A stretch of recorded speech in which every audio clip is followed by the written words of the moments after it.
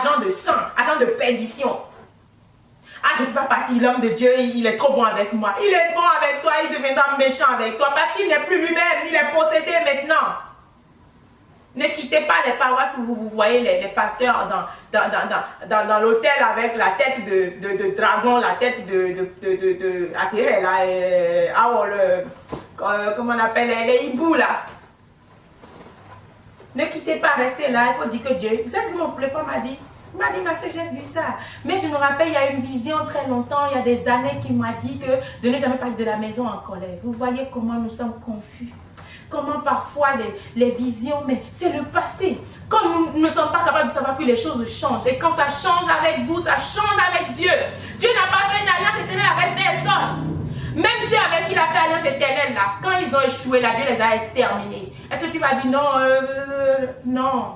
Mon frère, si Dieu t'aime et qu'il te montre un jour que tu dois quitter un lieu là, qu'est-ce qu'on n'a pas fait? Tous les jours, l'homme de Dieu m'appelait, alors que j'aimais tellement cet homme de Dieu. Je l'aimais tellement, tout le respect. Jamais manqué de respect. Il ne peut même pas ouvrir la bouche. Même s'il parle mal de moi, c'est parce que je suis partie. Et ça fait mal. Mais il ne peut pas ouvrir sa bouche et dire que cette petite fille lui a manqué de respect un jour. Toujours comme ça. Et dans la maison, demandez bien. Si je ne me suis jamais disputée avec quelqu'un, non. Il y avait toujours des problèmes de jalousie, de choses entre nous. Mais moi, je ne faisais pas de scandale dans la maison de Dieu. J'aimais cet homme-là. Mais est-ce que je vais le suivre parce que je l'aime? C'est lui mon Dieu. Il n'est pas mon Dieu. C'est ça que je veux que vous compreniez. Arrêtez d'être idolâtre. Parce que je parle de l'idolâtrie, je vous parle aussi à vous qui aimez tellement les hommes de Dieu que vous faites d'eux des idoles. Vous faites d'eux votre Dieu. Faites attention à vous. Quand on adore Dieu, on adore avec l'intelligence. Pour que quand ça casse là, on parte. Mais si ça casse et que tu restes, tu seras cassé. Vous savez, quand je me plaignais, parce que, vous savez, je suis une partie chère. Quand je disais, j'avais laissé même mes choses là-bas, je voulais prendre. Un jour, j'ai fait un rêve. Et je devais aller prendre mes choses dans la maison. Et quand je voulais partir, j'ai vu des anges géants comme ça. Géants. Ils ont cassé la maison, cassé, tout était cassé. Partaient comme ça, détruits devant Dieu, devant les hommes.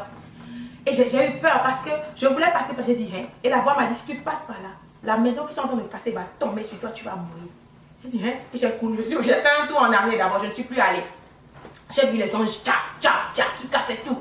J'ai dit, mais j'ai laissé mes choses là-bas. Voici mes choses qui sont restées. Je voyais, parce que c'était une maison de Dieu, je vous promets. Dans l'église de Christianité, Dieu avait mis la puissance et la force de Dieu là. On savait, je le savais en esprit, je le savais en moi-même. Alors peut-être je voyais tout ça, mais comment est-ce que c'est Dieu même va me dire de ne pas partir de cette maison-là? Bien que je croyais en Dieu, vous voyez, j'ai respecté ce que Dieu m'a dit. Mais je me suis posé tant et tant de questions. Comment cela se fait? Quand j'insistais là, j'ai vu une femme. Torossou, on l'appelle. Les Torossou là, c'est des femmes bizarres qui barrent les gens qui sont bizarres. Elle était bizarre parce que c'était le serpent qui était devenu le dieu de cette maison-là. On l'adorait.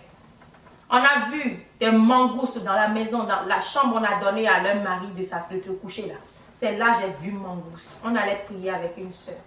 On a vu mangouste là, serpent. Et la chose était comme avec beaucoup de têtes comme ça. Beaucoup de têtes comme ça, qui étaient assis là.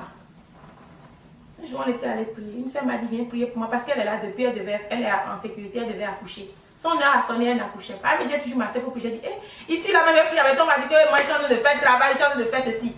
Je refusais. Mais elle a tellement insisté, parce qu'elle dit qu'elle est là, mais que les esprits de nuit viennent coucher avec elle. De l'aider.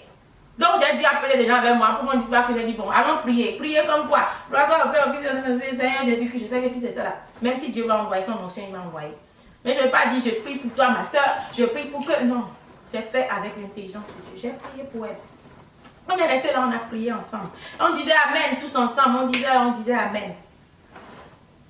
On était allé pour prier dans la chambre, on ne savait pas. Parce que la dame n'était pas là. Donc on s'est dit, bon, il faut qu'on reste quelque part pour qu'on ne nous perturbe pas, pour qu'on prie rapidement. Quand je me suis portée comme ça, l'esprit a commencé à me prendre. Je vois la chose devant moi comme ça, avec des têtes de serpents partout, comme une mangouste là. Vous connaissez, non? Avec beaucoup de. Ces mangoustes ou bien octopus, je ne sais plus quoi. Vous voyez, dans la mer là, qui se colle à vous là, c'était cet animal que j'ai vu dans la chambre là, le jour là. Il y a trop de choses, à force de vénérer les choses, à force de laisser le vrai Dieu de côté, pour se limiter à la chose. Vous adorez la créature au lieu du Créateur. Dieu est le Créateur de toutes choses. Jésus-Christ n'a pas apporté une parole différente. Il n'a apporté que la parole de son Père, le Dieu vivant. Mais où avons-nous vu l'idolâtrie d'adorer les idoles? Dans Ésaïe, nous avons lu tout à l'heure. Allons voir dans Jean 17 ce que nous dit. C'est la prière que Jésus-Christ a faite. Puisque vous avez dit que Jésus nous a confié que si nous ne voyons pas Marie, nous ne pourrons pas aller au ciel. Qui a dit ça? Que nous ne pouvons pas aller à Jésus sans. Jésus a dit que je suis le chemin, la vérité et la vie éternelle. Nul n'ira au Père sans passer par moi, il a dit. Il n'a jamais dit que si quelqu'un ne voit pas sa mère, il ne le verra pas, lui, Jésus. Où vous avez appris ça, mes frères? Où? Je suis le chemin. Il s'est offert à nous sur la croix, ingrat que nous sommes. Ingrat, si ce n'est pas de l'ingratitude. Quelqu'un est mort pour toi, juste pour que tu viennes passer par lui. Et tu es incapable de passer par lui. Tu dois encore aller passer par sa maman, comme s'il te faisait peur. Est-ce que Jésus nous fait peur? Jésus ne nous fait pas peur. Quand nous l'aimons, il nous aime. Moi, je l'aime. Je lui ai donné toute ma vie. Alors, il m'aime. Il m'aime tellement qu'il n'aime même pas me voir en souci. Quand je fais ça une fois, je lui dis, mon enfant, pourquoi est-ce que tu es soucieuse? Voici tel, je ferai tel pour toi. Il me parle. Jésus, il est tellement bon. Mais pourquoi ne pas vous approcher de lui? L'aimer. Et allez vous donner à Marie.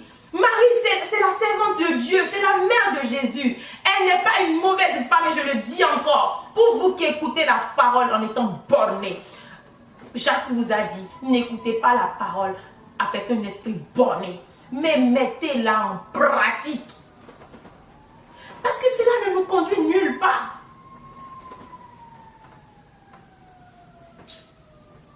Que le Seigneur ait pitié de chacun de nous. Je vais encore profiter pour vous laisser ce verset. Avant de lire Jean 17, voyons ce que dit Jacques. Jacques 1, 22.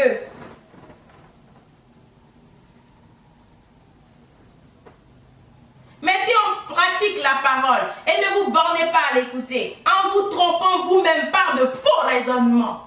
De faux raisonnements, c'est ce que vous avez aujourd'hui quand vous faites l'éloge de la Vierge Marie. Vous inventez des choses qui n'existent pas. Les gens vont même jusqu'à vous parler de je ne sais pas, de n'importe quoi. On invente des choses qui ne sont même pas bibliques, même que l'Esprit ne vous a pas donné. Parce qu'ils utilisent ça. Quand on va un peu à l'école là, Dieu vous a envoyé à l'école là, c'est pour devenir plus intelligent que lui. Mes frères et sœurs, hier je suis tombée dans le piège comme ça. Quand je suis rentrée dans l'église, j'avais une vision terrible que Dieu m'avait donnée. Une vision réponse. Je voyais l'image et la réponse. Et les choses, l'intelligence qui ressortait de ça était plus forte que moi, plus grande que moi. Même quand je te dis, tu ne peux jamais trouver le rêve que j'ai fait. Mais ça s'accomplit toujours. Même l'homme de Dieu, parfois je lui disais des choses qu'il ne comprenait même pas. Mais moi, je voyais toujours l'accomplissement de ces choses. Juste parce que c'était des choses énigmatiques. Et je n'avais même pas le discernement. C'est une soeur qui m'a aidé. Demande le discernement. Moi, j'avais déjà le truc réponse comme ça. Parce que j'ai désobéi, je croyais en l'homme de Dieu. Dieu m'a repris ma vision, je vous dis. Dieu m'a repris ma vision parce que je croyais en l'homme. Quand je vais lui donner la vision, j'enlève le mot, le son. Parce que l'Éternel me parlait en même temps, avec la vision. Tu as vu telle chose, ça veut dire. Je ne lui demandais pas, comme on a l'habitude de faire en vision, qu'est-ce que je suis en train de voir, et il te dira, est-ce telle chose, c'est telle chose. Pour moi, ce n'était pas ça. Quand on me présente l'image en même temps, elle était accompagnée. Elle était accompagnée de la parole. Et je ne savais pas. Et quand l'homme de Dieu me dit, qu'est-ce que tu as vu? Je lui dis seulement, parce que je dis, qu'est-ce qui te prouve que... Je pensais que c'était mon imagination. Parce que j'avais fait des études et tout ce que j'ai appris dans ma vie ne me montrait pas des choses du royaume des cieux, qu'on m'amène dans les cieux, qu'on me montre tel, et qu'on me dise tel, que je vois le Seigneur Jésus qui dit, c'est pour moi non, pour moi c'était de l'imagination, peut-être que je me trompe, donc pour ne pas me tromper, j'essayais quand même de faire chose. Et je disais seulement certaines choses, je laissais l'autre parce que je disais, est-ce que c'est vrai que l'image là que tu as vu, ça veut dire telle chose? Faut pas, on va dire que c'est pas ça. Et j'avais peur. Vous savez ce que Dieu m'a dit un jour, devant Dieu, devant les hommes, pour vous qui mettez votre confiance en l'homme. Il m'a dit, je suis l'Éternel. Je t'ai donné un don que tu ignores. Mais un jour, tu sauras que je t'ai donné une grande chose, que le monde entier recherche devant Dieu, devant les hommes. Aujourd'hui, quand je vois la grâce que Dieu m'a fait aussi, vraiment, dans certaines choses, je dis non, Dieu n'avait pas menti. Parce qu'il disait, je t'ai donné quelque chose que les gens gênent. Les gens me demandent tous les jours, mais je t'ai fait grâce d'un grand don que tu vas rechercher dans le monde. Et tu ne trouveras pas. Moi, je ne vais pas ici pour parler de moi, mais en parlant de cette histoire, ça m'a rappelé un peu le don de Dieu, pour que vous sortiez de l'idolâtrie. Il m'a dit ça ce jour-là, mais parce que tu as préféré croire à mon serviteur plutôt qu'en moi, l'Éternel, je prendrai le don que je t'ai donné. Vous savez ce que j'ai dit le jour-là dans la vision? Parce que moi, je ne croyais en rien, j'étais là. J'ai dit, ah, il faut même prendre ça.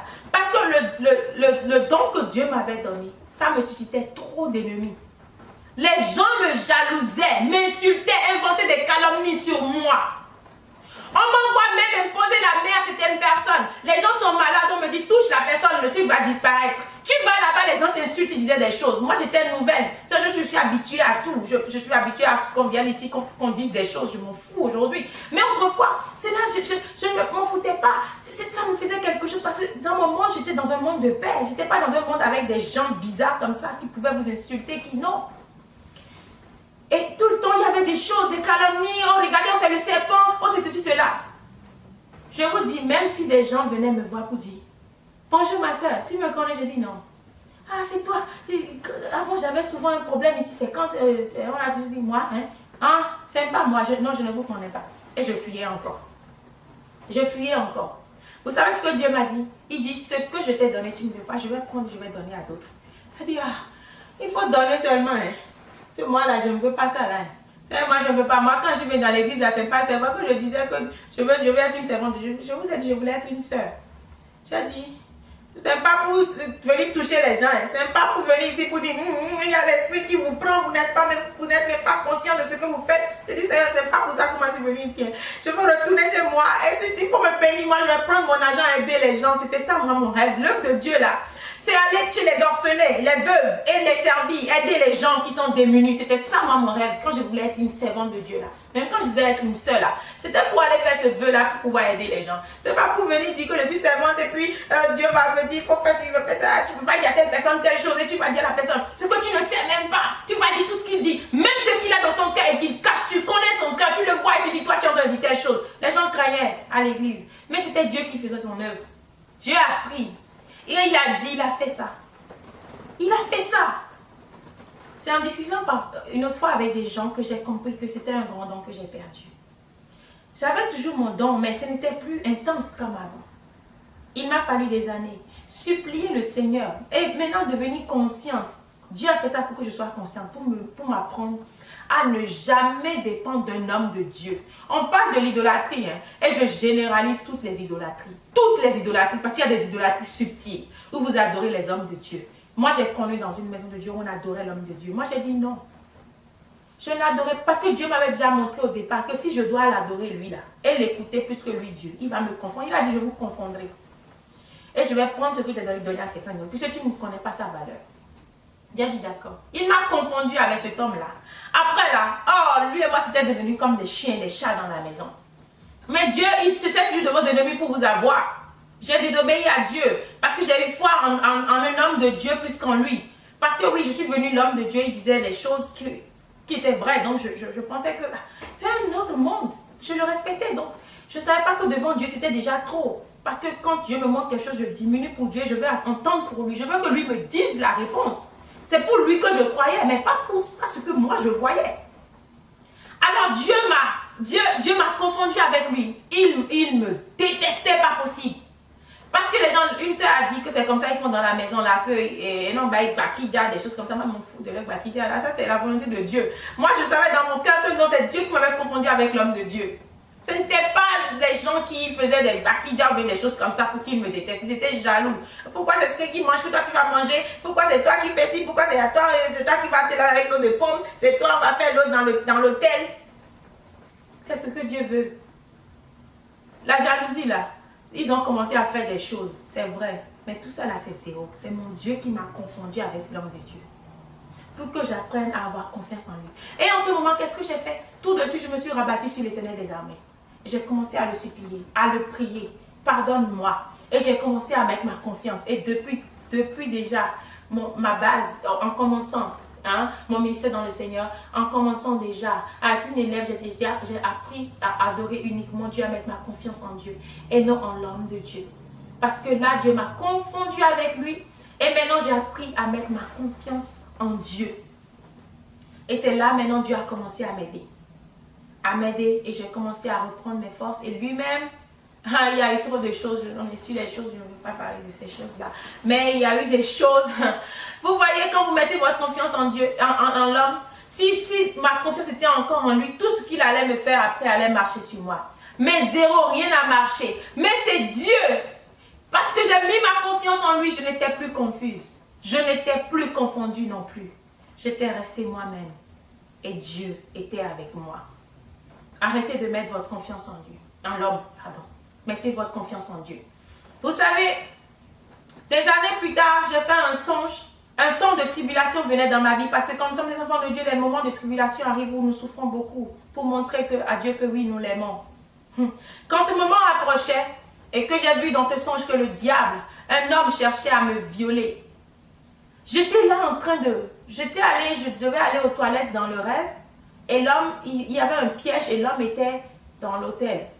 J'étais dans l'hôtel, il était dans les toilettes là. Et moi, j'étais là, ils étaient avec un ordinateur, donc je regardais en bas des toilettes là, de la porte pour voir qu'est-ce qu'ils sont en train de faire. Depuis moi je suis allée aux toilettes, ils sont restés, ils ont confisqué la toilette. J'ai vu un ordinateur, j'ai dit, ben attendez, c'est aux toilettes que vous faites encore bureau pour travailler? Et j'ai commencé à faire les histoires, j'ai commencé à parler anglais, j'ai commencé à insulter les gens, mais comment à crier? Mais vous là, c'est quoi? Vous avez confisqué la toilette, sortez pour que moi je puisse aller aux toilettes. C'est quoi? Qu'est-ce qu'il y a? La toilette, c'est un bureau ou quoi? J'ai commencé à crier comme ça. Et les gens sont sortis, moi j'ai pensé qu'ils étaient tous sortis. Mais le diable, l'homme, il y avait quelqu'un qui était caché là. Quand j'ai ouvert la porte, j'ai vu une dame. Elle est rentrée pour que moi je puisse faire mes besoins. Et à peine j'allais commencer à uriner quand ils sont... Je me suis retrouvée sur une blanquette, on dit, les choses de l'hôpital, les petites tables là sur lesquelles on vous met. Plancard, c'est plancard, oui, les mots, ouais, je commence à me perdre dans les mots. Je parle au moins 4 langues par jour. Donc parfois, je suis... Donc, on m'a mis sur ce blancard là et puis l'homme, ils m'ont attaché. Et il y avait un homme qui cherchait à me violer. Et j'avais peur. Je priais Dieu. Je disais, Seigneur, pourquoi m'as-tu abandonné? Seigneur, je me suis gardée pendant des années. Et maintenant, c'est pas un viol que quelqu'un va s'approcher de moi. J'étais là, je priais. Je priais. Je priais. Je priais. Et je dis, Père, je regardais les cieux comme ça. Je disais, Père, pourquoi m'as-tu abandonné? Pourquoi c'est pas un viol qu'un homme va s'approcher de moi? Et avec tant d'années de choses, je m'étais vraiment purifiée. Seigneur, je priais. Pourquoi, Père? Et la voix venait du ciel et disait, telle est la volonté de ton Père. Je dis, non, Père, pourquoi? Pourquoi m'as-tu abandonné? Pourquoi? Il disait, telle est la volonté de ton Père. 3 fois, la voix m'a répondu, telle est la volonté de ton Père. Et j'ai compris que je ne pouvais pas recevoir d'aide venant des cieux.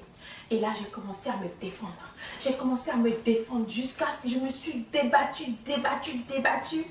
Et là, je voulais tomber parce que là, j'avais vu même ma famille, mes amis, des gens de l'église qui étaient là autour de moi. J'ai vu aussi un cousin et je voyais les gens de l'église pleins. Donc, je savais que voilà, les gens allaient m'aider. Je regardais les gens de l'église. Je disais, au secours, sauvez-moi. Je voyais mon cousin, je dis, je t'en prie, au secours. Et l'homme là, l'homme blanc, c'était un homme blanc avec des cheveux, des choses comme ça. Et il dit, je les ai tous achetés. Personne ne t'aidera. Je les ai tous achetés. Je disais, non, au secours. Vous comprenez pourquoi moi je ne compte sur personne, même pas sur ma famille, sur des amis. Personne. Personne. Je ne mets mon espoir en personne, ni en un pasteur, ni en personne. Parce que le diable m'a dit, je les ai tous achetés. En personne, seul en l'Éternel. L'Éternel ne m'a pas répondu. Il a dit, telle est la volonté. Pourquoi? Parce que dans votre ministère, dans la vie de Dieu, vous devez arriver à des moments où le Seigneur se tait dans vos vies. Pour voir si vous seul, vous pouvez vous défendre, pour le prouver votre amour, pour prouver à Dieu que oui, vous l'aimez. C'est pourquoi parfois Dieu se tait. Il ne m'a pas abandonné, non. Il a dit telle est sa volonté. C'était un examen, en fait. C'était un examen que Dieu me faisait passer pour voir si j'étais digne de lui, une servante digne de lui. Oui, je lui ai prouvé. Vous savez, quand j'ai fini par me débattre et que je devais tomber, au lieu de tomber par terre, devant Dieu, devant les hommes, je me suis retrouvée sur une montagne très élevée, très loin. Il y avait des montagnes, mais il y avait le sommet là. Une montagne élevée, je me suis retrouvée sur cette montagne.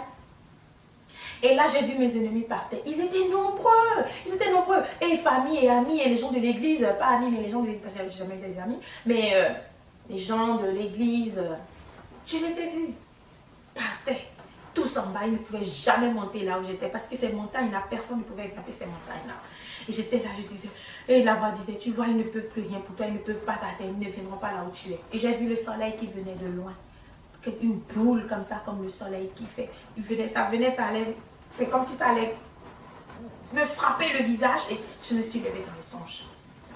Quand j'ai donné la vision à l'homme de Dieu, il m'a dit, la seule chose qu'il a trouvé à me dire, pourquoi tu as appelé ton père et tu ne m'as pas appelé. Fallait m'appeler. Si tu m'avais appelé, je serais venu t'aider. Voilà comment on vous entraîne dans l'idolâtrie. Parfois, Dieu sait ces choses. Il sait que c'est nous-mêmes, les serviteurs de Dieu, qui amenons les gens dans l'idolâtrie. C'est pourquoi j'ai juré que jamais dans mon ministère, personne, je ne laisserai personne faire de moi son idole. Et quand je connais quelqu'un qui le fait, eh bien, je le remets à sa place correctement. Que moi, je me souviens, je n'ai même pas de force. Seul Dieu. C'est ce que vous devez faire dans l'église. Et vous, là, ouvrez vos oreilles aujourd'hui. Nous parlons de l'idolâtrie. Sortez de l'idolâtrie, je vous ai dit. C'est pourquoi je vous ai donné tous ces exemples. C'est des choses par lesquelles je suis passée. Quand vous n'avez rien à dire, taisez-vous. Parce que si vous avez à dire, c'est que vous avez de l'expérience. Et vous venez pour apprendre. Mais l'idolâtrie, chrétiens célestes, nous devons sortir de l'idolâtrie. Nous ne venons pas pour parler parce que nous voulons parler. Mais nous savons par où l'Éternel nous a fait passer. Et nous lui rendons toujours gloire et honneur. Et nous ne sommes rien. Et jamais rien sur cette terre. Mais nous serons tout dans le royaume des cieux lorsque nous serons couronnés. L'homme de Dieu m'a dit, pourquoi tu ne m'as pas appelé? Moi, c'est de l'ironie. J'ai ri dans mon cœur. Je dis, j'ai dit ça dans mon cœur. Et quand je me suis prosternée devant Dieu, soyez très intelligents quand vous adorez Dieu. C'est pourquoi la Bible dit que c'est le royaume des cieux, c'est pour les intelligents. Ce n'est pas pour les lâches, les chansons, les insensés. Non, ce n'est pas pour eux. Je me suis agenouillée et dit, Seigneur, pardonne mes péchés. Pardonne-lui ses péchés. Il a dit que pourquoi je ne l'ai pas appelé, il ne sait pas ce qu'il dit. Il ne faut pas lui tenir ça, il ne faut pas prendre ça en compte. Seigneur, et Seigneur, permets-moi de ne jamais compter sur un homme. J'ai compté sur toi, l'Éternel des armées. Et quel que soit le rêve, je t'en prie, aide-moi quand le moment viendra à m'en sortir, sans avoir l'aide de quelqu'un. J'ai prié ainsi, devant Dieu. Je me suis agenouillée, j'ai prié mon Dieu. Et je lui ai dit, ne me rends jamais idolâtre de qui que ce soit. Soyez ainsi, soyez éveillés. C'est pourquoi les 5 femmes qui ont eu accès, c'est celles qui avaient la lampe allumée. Là, ça m'a me rappelé de toi, là, je me souviens de toi là, jusqu'à t'appeler. Où est Jésus? Où est Dieu là? Même mes anges qui combattent pour moi là, ils sont où jusqu'à je vais venir appeler un homme vivant sur la terre des vivants pécheurs comme ça. Vous n'avez pas vu Josué dans Zacharie 3? Il était mort.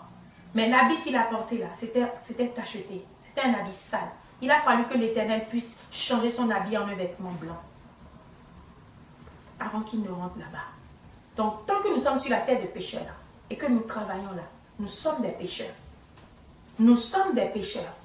Donc, qu'aucun homme de Dieu ne pense qu'il est pur ou qu'il est saint. Je dis à ceux qui veulent entendre, moi je ne suis pas sainte. Je ne suis pas parfaite non plus. Je cherche la perfection. Je me bats tous les jours pour atteindre la perfection.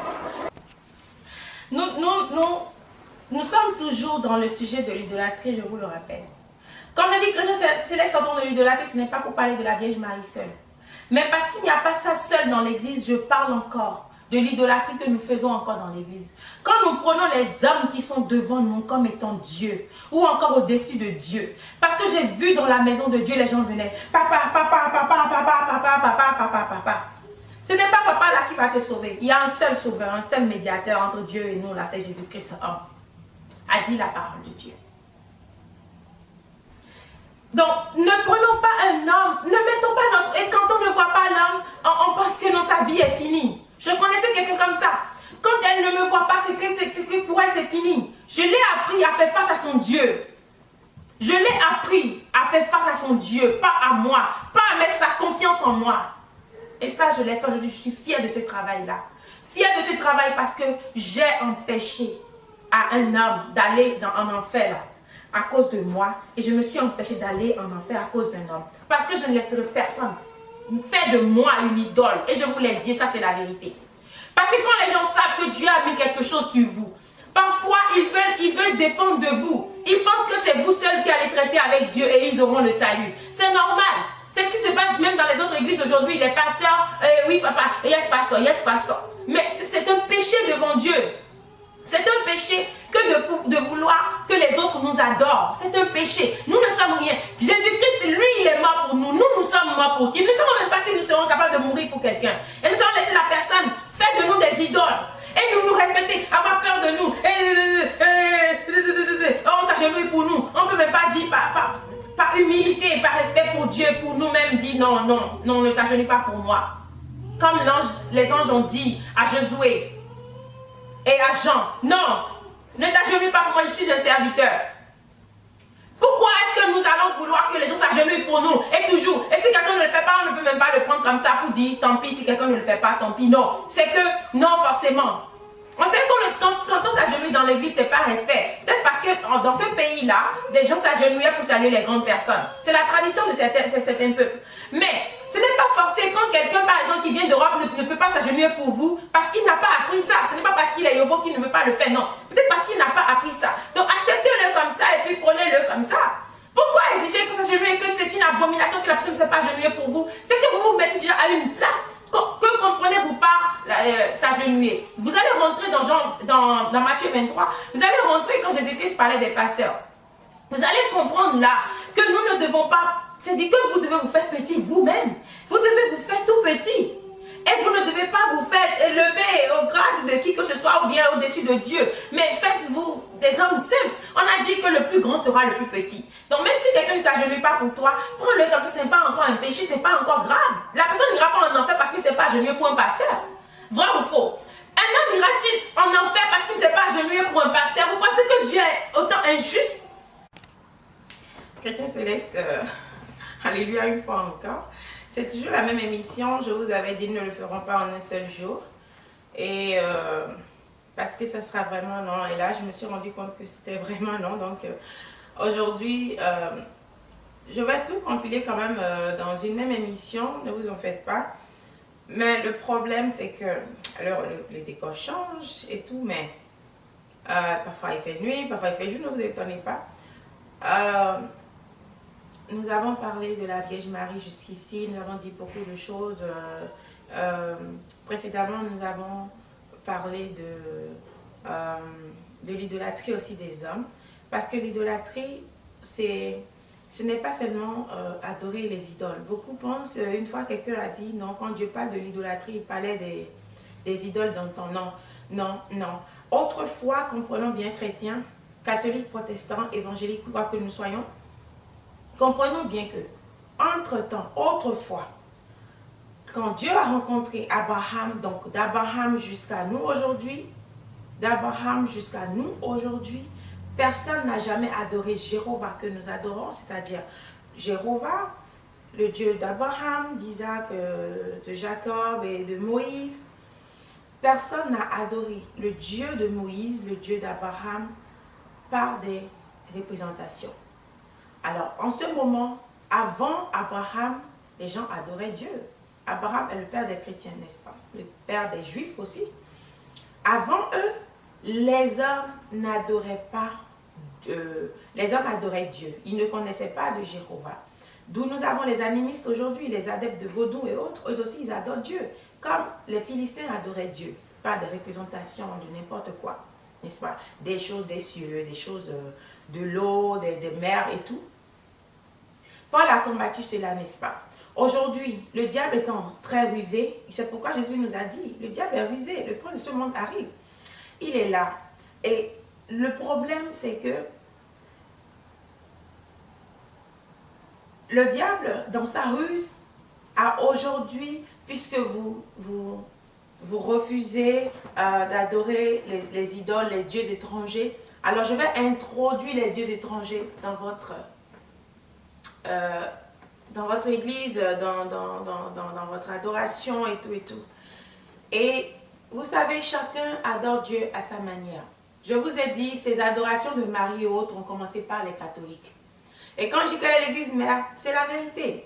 Alors, c'est l'église catholique qui a amené tout ça. Je ne juge pas, je ne condamne personne. Je ne suis pas là pour condamner les gens, je ne suis pas là pour juger les gens. Il y a des gens dans le catholique qui iront au ciel. Vous vous étonnerez. Il y aura des gens dans la dernière barque qui doivent amener les gens au ciel, qui iront en enfer. Clair, n'est-ce pas? L'église catholique a emmené l'idolâtrie dans le monde par l'adoration des saints Jonathan, Saint Joseph, Saint Pierre, Saint Roch, Saint tout ce que vous connaissez. Et la grande star de l'église catholique, la grande star des idoles, c'est le nom de la Sainte Marie qu'ils ont pris pour faire ça, n'est-ce pas? Et aujourd'hui, l'Éternel nous a ouvert les yeux pour que nous sortions de l'idolâtrie. L'Éternel nous a ouvert les yeux pour que nous amenons les autres aussi à la clairvoyance, à l'ouverture des yeux, afin que nous cessions d'être des aveugles. Mais les gens qui sont dans l'église du christianisme céleste, eux, qui n'ont pas la vision, qui ne connaissent pas Dieu, et comme le dit Paul, ils sont étrangers à la vie de Dieu. Ils sont là dans l'esprit de combattre, à vouloir s'opposer à l'éternel Dieu. J'ai été envoyé par Dieu. Que vous le croyez ou non, ce n'est pas important. L'Éternel m'a dit, va dire à mes enfants de sortir de l'idolâtrie. Parle-leur de la Sainte Marie, ma servante. Parle-leur des saints, c'est ce que j'ai fait. L'Éternel a promis qu'il ouvrira les yeux aux gens. Il l'a fait, il le fera encore.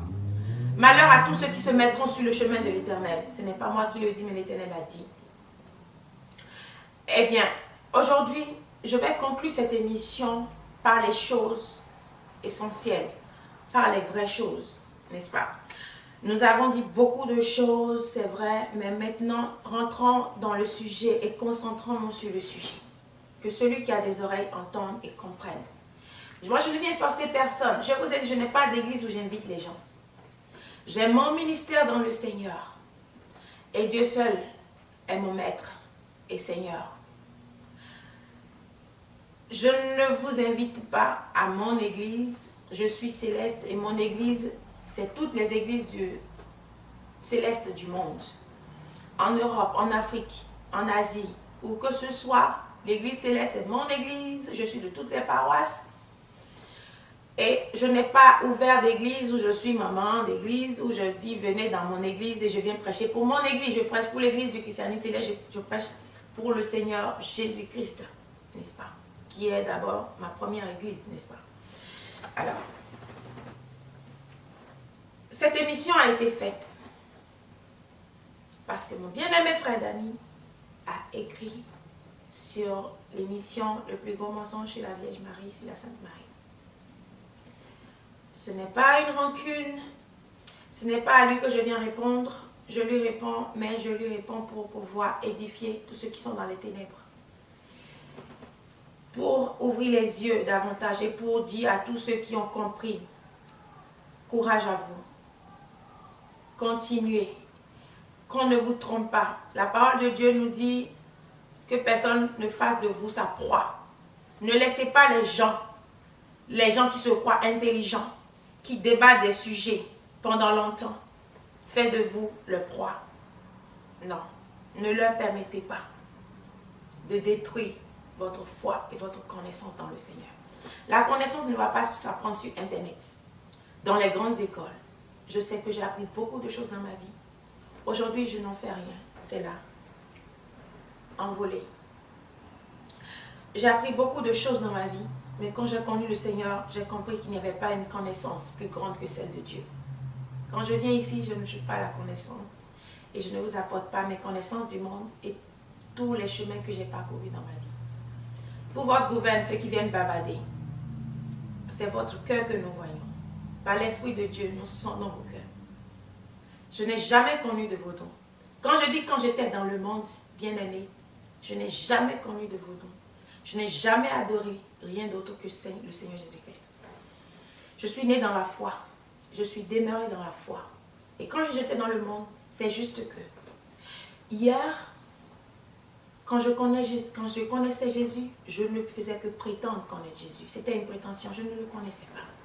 Aujourd'hui, j'ai connu le Seigneur Jésus-Christ d'une autre manière. C'est pourquoi je compare ma vie du passé à une vie mondaine.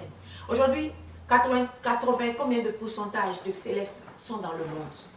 Vous êtes dans l'église d'esprit, mais vous êtes dans le monde. Si vous êtes intelligent, vous parlerez comme moi, en disant quand j'étais dans le monde, parce que vous allez vous repentir et revoir votre vie d'une autre manière.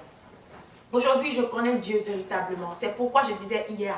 Vous voyez, Paul, il était juif, il connaissait la loi, il était pharisien, n'est-ce pas? Ancré dans la loi.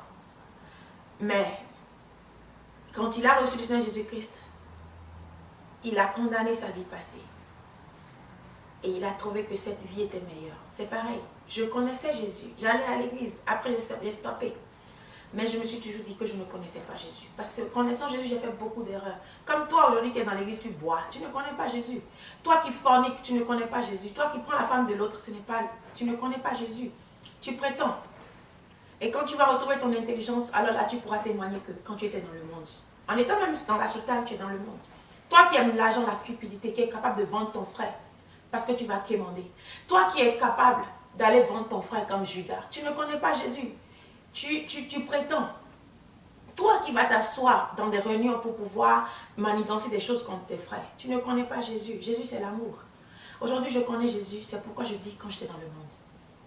Je n'ai jamais vécu une vie impudique, non. Ça, je vous ai dit, quand je viens ici, je ne vais pas parler de moi. Mais j'ai remarqué qu'il y a des gens qui bavardent partout là. Ces gens qui se retrouvent à l'hôtel avec des femmes, des petites filles, eux là, ils viennent jouer au sein aux connaisseurs. On vous connaît. Mais nous ne venons pas ici pour parler parce qu'on se fout de ce que vous êtes. Mais on cherche à ce que vous deveniez meilleurs. Comprenez-le ainsi. Et que le Seigneur Jésus-Christ vous bénisse. Eh bien,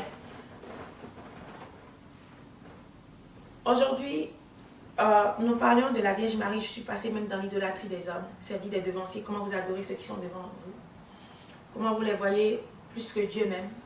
Aujourd'hui, je vais rentrer dans Jean 17. Je vous l'avais dit. Je suis presque off. Hein. Je suis à 8% là. J'espère que ça va me tenir un peu. Jean 17.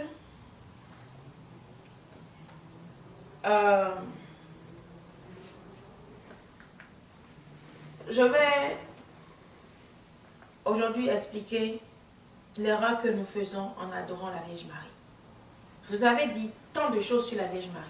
Les catholiques l'ont dit. Marie médiatrice, Marie de toutes les grâces, Marie de maternité, Marie de ceci, Marie de cela.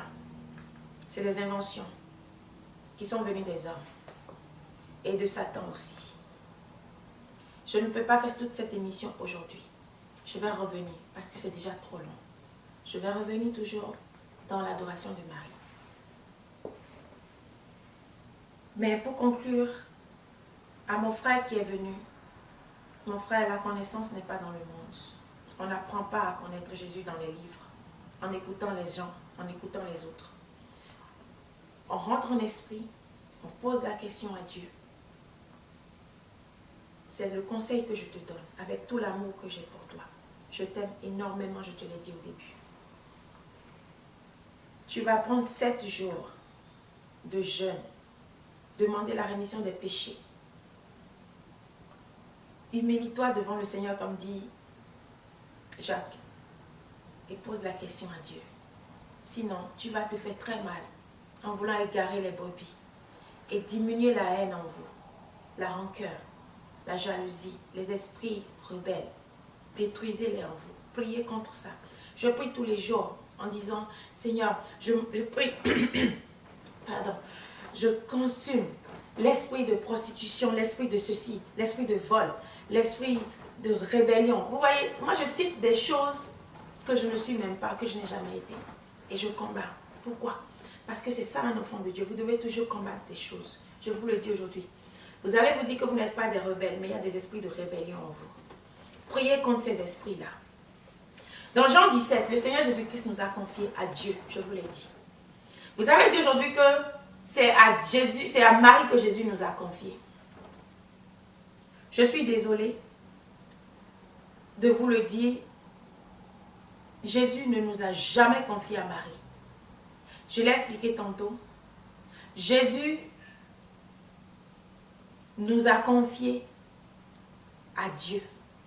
Jésus a confié dans Jean 19, verset 26, il a confié Jean à Marie.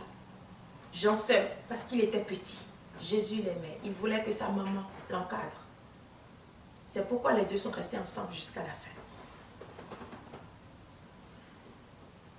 Jésus, la Bible ne ment pas. Quand vous êtes borné, Jacques a dit dans Jacques 1, vous allez comprendre la chose avec votre raisonnement. Mais si vous ouvrez l'intelligence de Dieu, vous allez comprendre les choses telles qu'elles sont. Jésus, il a dit dans Jean 17, je vais le lire, je vais commencer à partir du verset 8 par exemple. C'est merveilleux la prière de Jean 17. Lisez tout le Jean 17, c'est vraiment merveilleux. Vous allez comprendre beaucoup de choses, n'est-ce pas? Car je les ai donné les paroles que tu m'as données, et ils les ont reçues, et ils ont vraiment connu que je suis sorti de toi. Et ils ont cru que tu m'as envoyé.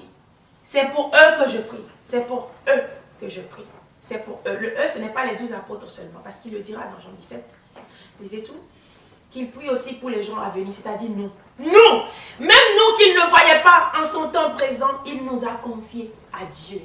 Ouvrez ça, spirituel, le ça spirituel, pas le ça physique.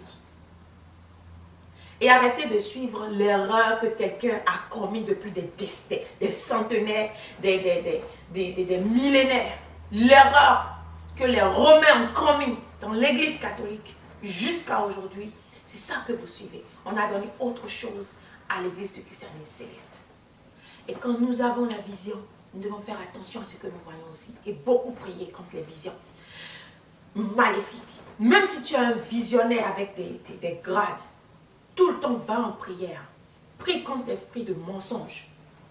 Les 400 visionnaires d'Akab, ils avaient la vision. Ils étaient sûrs d'eux. Mais quand l'esprit de mensonge est venu, il est rentré en eux. Parce qu'il y avait de la fausseté en eux. Parce qu'il y avait l'esprit du faux leadership en eux. Il y avait l'esprit qui combattait en eux. Mais Michée, l'homme de Dieu, lui seul, parmi les 400, a dit la vérité. Et c'est toujours les mêmes choses, n'est-ce pas, mes chers frères? Jésus a prié pour nous dans Jean 17. C'est pourquoi il dit, lisez très bien Jean 17, vous allez comprendre. Jésus n'a jamais confié l'humanité à Marie. Jamais. J'ai commencé par le verset 8. Il a dit, c'est pour eux que je prie. Je ne prie pas pour le monde. C'est-à-dire, pas pour tout le monde. Parce que vous savez, dans le monde, il n'y a pas que des chrétiens. Il y a ceux-là même qui sont des rebelles. Ils voient la vérité. Au lieu de s'humilier, de reconnaître, ils vont se battre contre la vérité. Alors Jésus ne prie pas pour eux. Il y a des gens qui sont parmi vous, à l'église. On leur parle de Dieu, on fait tout pour qu'ils changent.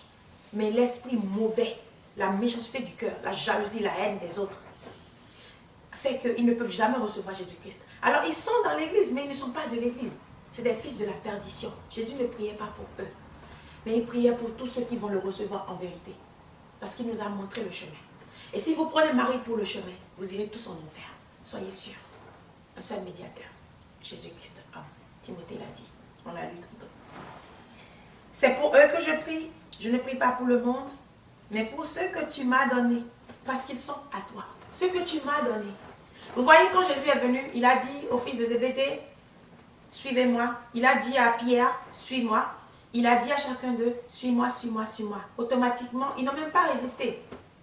Comme aujourd'hui Dieu nous appelle, nous sommes attachés au monde, aux choses de ce monde, il nous est difficile de nous donner à Jésus-Christ. Il nous est difficile, n'est-ce pas, de nous donner à Jésus-Christ. Jésus a dit, pour ceux que tu m'as donnés, jusqu'à aujourd'hui, nous ne sommes pas les gens, les pierres, non, nous sommes nous aujourd'hui. Mais dès que Jésus-Christ nous a appelés, nous sommes venus à lui. Jésus m'a appelé, moi je l'ai suivi automatiquement. Je suis là aujourd'hui, jusqu'à aujourd'hui. Rencontré beaucoup de difficultés dans ma vie, beaucoup de choses, mais jamais abandonné le Seigneur Jésus-Christ. J'ai répondu à son appel. J'ai accompli beaucoup d'erreurs dans la foi, tout le monde quand même. Nous ne sommes pas parfaits, mais je n'ai jamais abandonné Jésus-Christ, n'est-ce pas? Je ne suis pas, verset 10, et tout ce qui est à moi est à toi, et ce qui est à toi est à moi, et je suis glorifié en eux. Je ne suis plus dans le monde. Verset 11, suivez très bien le verset 11. Je ne suis plus dans le monde, et ils sont dans le monde. Et je vais à toi, Père Saint, garde en ton nom ceux que tu m'as donnés, afin qu'ils soient un comme nous. Chrétien céleste, verset 11. Dani, n'oublie jamais cela. Jean 17. Quand vous voulez lire la Bible, prenez la Bible comme votre ami. Lisez en tout temps. Fouillez toute la Bible. Ne vous basez pas sur un verset pour enseigner la parole. Je l'ai toujours dit. Comme le frère qui s'est basé sur le verset en disant que nous ignorons la Seigneurie. Non. Si vous vous basez sur un seul verset, vous venez intimider les gens. Ou bien faire perdre les gens. C'est dangereux. La parole de Dieu, c'est une continuité. C'est une continuité. Et c'est pourquoi Jésus dit que c'est ceux qui sont intelligents là qui iront là-bas. Si vous ne connaissez pas la Bible et que vous êtes étranger, que vous allez ramasser des gens avec vous. Moi, je suis seule, mais avec l'Éternel des armées. Et je suis plus forte. N'est-ce pas? Il m'a dit, regarde, mon enfant, quand ça a commencé, avant qu'il ne m'envoie répondre à cette histoire-là où je suis en train de répondre, il m'a dit, mon enfant, regarde, ils sont nombreux contre toi. Ils se sont unis. Mais je suis avec toi. Aussi nombreux qu'ils sont, ils ne peuvent rien contre toi. C'est dommage, n'est-ce pas? Vous cherchez même des gens pour vous soutenir dans le faux. Et des gens comme vous, ils défendent le faux. Que Dieu vous pardonne et que Dieu vous éclaire, n'est-ce pas? Chrétien céleste. Dans Jean 17, 11, le Seigneur Jésus-Christ a dit, je ne suis plus dans le monde. Il est parti, n'est-ce pas? Il parlait là, il était là, mais il savait que son âme n'était plus là. Il partait. Il a dit, et ils sont dans le monde. Nous sommes dans le monde. Et je vais à toi, Père Saint, garde en ton nom ceux que tu m'as donnés, afin qu'ils soient un comme nous. Il n'a même pas mentionné Marie. Un comme nous, la Trinité, le Père, le Fils et le Saint-Esprit. Marie ne s'affiche même pas là. Elle a été un instrument de Dieu pour donner naissance à Jésus. Autant de gloire que vous lui donnez aujourd'hui, c'est votre ignorance qui vous plonge, n'est-ce pas? Et c'est dommage de voir même des gens qui ne doivent même pas se rabaisser à ça, qui se rabaissent à ça. Pour qui? Pour moi? Non, oubliez-moi. Pour que votre vie soit meilleure. Tant que vous allez focus sur moi, eh bien, vous irez tous à la perdition. Franchement. Et vous allez tomber vraiment dans les choses de Dieu. Et lui, vous le connaissez. Il frappe fort, n'est-ce pas? Il a dit qu'il n'est plus dans le monde et qu'il nous confiait à son Père pour que nous soyons un comme lui. Où est la Vierge Marie dans ça? Je ne suis pas contre Marie. Elle est ma mère, je vous ai dit.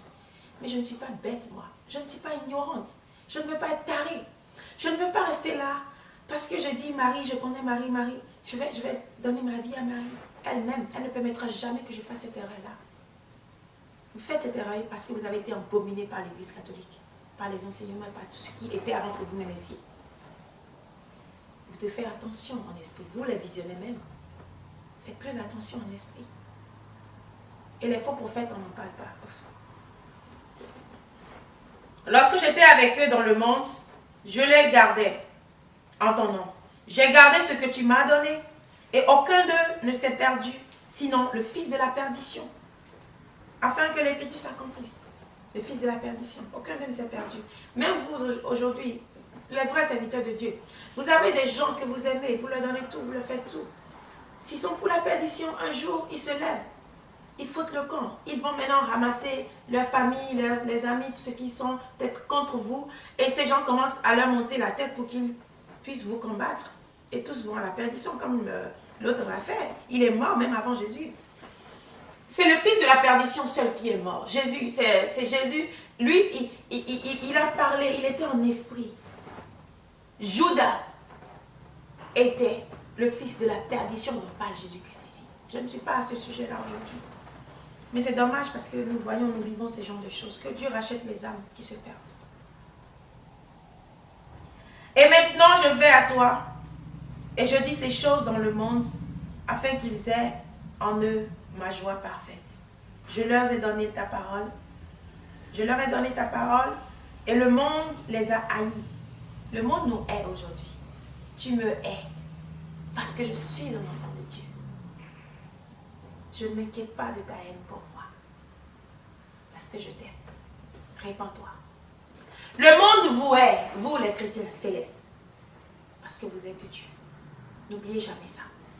Quand vous faites l'effort dans le Seigneur, visionnaire, et que les autres sont contre vous, ne vous inquiétez pas de ça. Si le monde est contre vous et que Jésus est avec vous, je vous assure, vous serez toujours victorieux. Je vois beaucoup de choses dans mon ministère. Des gens même que vous ne pouvez jamais imaginer se rebellent du jour au lendemain parce que leur famille est mauvaise et peut-être les entraîne dans des choses, ou bien ne veut pas qu'ils aient la vie sauve et passent par la sorcellerie et aussi par la magie, les sectes pour les attirer, ou leurs amis, ou leurs connaissances pour les éloigner de la vérité. Ils se rebellent contre vous, ils vous combattent. C'est normal, n'est-ce pas? Parce que vous êtes un enfant de Dieu. Quand dans le ministère de Dieu vous souffrez, dites-vous, vous êtes béni. Mais si vous êtes un serviteur de Dieu et que vous êtes aimé de tout le monde, je vous assure, vous n'avez pas Dieu en vous. Vous avez Satan en vous. Quand on a Satan en vous, on est aimé par tout le monde. Mais quand vous avez vraiment Jésus, le prostitué, la prostituée ne vous aime pas. Le voleur ne vous aime pas. Parce que votre parole le choque. Vous voulez vous faire aimer? Non, moi je ne veux pas me faire aimer. Je ne suis pas venue ici pour me faire aimer. J'aime quand j'ai des ennemis. Ça me prouve que je suis sur la voie de Dieu. Gloire, honneur soit rendu à l'Éternel qui m'a choisi. Soyez bénis. Jésus a dit, et le monde les a haïs parce qu'ils ne sont pas du monde. Aujourd'hui, les gens viennent me juger chez moi. Les gens viennent me critiquer. Pourquoi vous ne mangez pas ci? Pourquoi vous ne mangez pas ça? Je ne suis pas du monde. Pourquoi vous voulez que je fasse ce que vous faites? Paul a dit, pourquoi la nourriture va nous diviser? Bande d'ignorants. Pourquoi la nourriture va nous diviser? Je mange ce que je veux. Où est ton problème? Mange ce que tu veux. Arrête de me juger. C'est l'ignorance. C'est l'ignorance qui fait que tu passes ton temps à juger tes frères. Ils ne mangent pas ci, ils ne font pas ça. Ce n'est pas ton problème. Chacun adore Dieu comme il veut. Le résultat final, c'est que nous nous retrouvions là-bas. Mais les ignorants, les gens faibles dans la foi, étrangers à la vie de Dieu, ils pensent qu'ils sont les plus forts, les plus connaisseurs, les plus grands. Ceux qui connaissent, ils passent le temps à juger les autres. Ils ne mangent pas, ils ne font pas ceci, on ne porte pas de boucles d'oreilles, ils ne passent pas de ceci, ils ne font pas cela. Où est ton problème? Pourquoi tu te focalises sur les autres? Pense à ta vie. Ceux qui ne sont pas du monde, ils se foutent pas mal de la pommade qu'ils vont passer. Ils se foutent pas mal de l'habit qu'ils vont porter. Ils se foutent pas mal de la beauté physique. Mais ils œuvrent pour la beauté intérieure. Nous œuvrons pour la sanctification de notre âme. Pourquoi tu veux que je vive dans le monde? J'ai été dans le monde. Et quand on dit beauté, je ne vois même pas certaines personnes qui parlent aujourd'hui. J'ai été dans le monde. J'ai fait des mèches multicolores. Mais je ne me suis jamais prostituée. C'est ça la différence entre toi et moi. Quand tu es dans l'église céleste, tu portes la soutane, tu te prostitues. C'est toi qui me juges, toi. Toi, tu me juges. Toi qui te prostitues. Tu me juges, moi. Alors que moi, quand j'étais dans le monde même, en faisant même des mèches multicolores, je ne me suis jamais prostituée. Aujourd'hui, moi, je connais le Seigneur. J'ai cessé de mettre des mèches. Et tu me juges. Je cesse à vivre une vie de sanctification. Ce qui était impossible. Et tu me juges. Vous voyez, le monde est bizarre, quoi. Vous voyez, ce sont ces gens-là qui vous jugent. Et vous avez peur, vous avez mal, vous changez pour eux. Vous arrêtez de porter, vous arrêtez la sanctification pour eux. Vous arrêtez, vous commencez à manger ce que vous ne devez pas pour eux. Vous commencez à porter des boucles d'oreilles pour eux. Vous commencez à faire des choses pour eux. Non.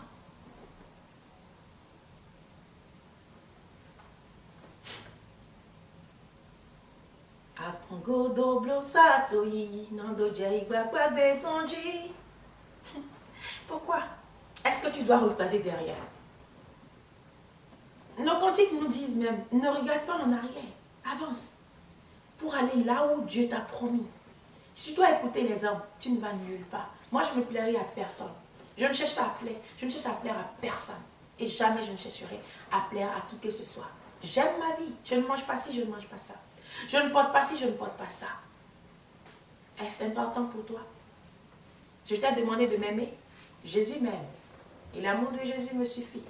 Chrétien céleste, si tu peux être comme ça, tu seras heureux. Ils vont t'attaquer, mais ils ne t'auront jamais. C'est pourquoi vous ne pouvez jamais m'avoir. Parce que moi, je m'en fous de ce que vous êtes, de ce que vous voulez de moi. Je crois en Dieu, mon espérance est en Dieu. Il est ma force. Chrétien céleste, il est ta force. Mets ta force en lui. Continue. Il y a plein de gens dans le monde aujourd'hui que vous jugez.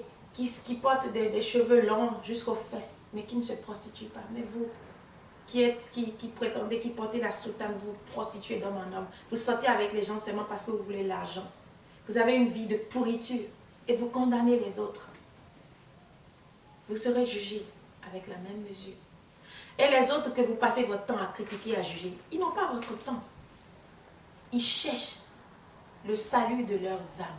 Est-ce que vous comprenez ça? Mais vous, vous cherchez quoi? La calomnie? Non, c'est décevant. Nous vous pardonnons parce que nous aimons Jésus et Jésus nous aime. Mais vraiment, nous avons pitié de vous, de toute cette haine, de toutes ces calomnies. On envoie même des gens juste pour vous éprouver, pour que vous parliez. La dernière fois, l'Éternel m'a montré des gens. Ils ont envoyé quelqu'un pour me tenter. Et j'ai eu la victoire sur la personne. Ils m'ont dit, puisqu'elle a échoué, nous allons envoyer quelqu'un d'autre vers toi. Vous voyez, elle a échoué, oui, parce que l'ennemi échoue toujours. Et elle pense que ces gens qui l'envoyaient là, ces gens qui lui donnaient la force là, de faire des choses, l'aimaient. Mais non, ils voulaient l'utiliser seulement. Et tout se passe en esprit, le serpent. C'est lui qui gère le monde. C'est lui qui gère tous ses serviteurs dans l'église céleste. C'est lui qui gère vos familles. C'est lui qui vous envoie avec les enfants de Dieu pour détruire. Mais vous ne pouvez pas. L'arbre que l'Éternel a planté, qui peut le déraciner? Que pouvez-vous? Je les ai dit dans le rêve. Vous ne pouvez rien contre les aiguillons. Jésus-Christ a dit ça pour ses apôtres. Et cette parole demeure.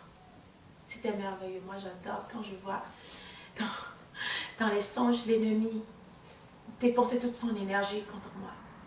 Jésus-Christ est ma force. Chrétien céleste, tu viens pour m'espionner. C'est pitoyable. Prends ce temps-là pour faire quelque chose de bon dans ta vie. Va donner de l'argent aux mendiants. Va donner tes vêtements aux mendiants. Va aimer les gens autour de toi. Si c'est pour venir m'espionner que tu viens regarder ça, pour savoir ce que je vais dire pour utiliser, ils savent que je dis toujours que j'aime ceux qui sont autour de moi. Alors ils viennent toujours pour prendre des gens pour pouvoir les utiliser. Je les ai dit dans le songe. Personne ne sait rien de moi.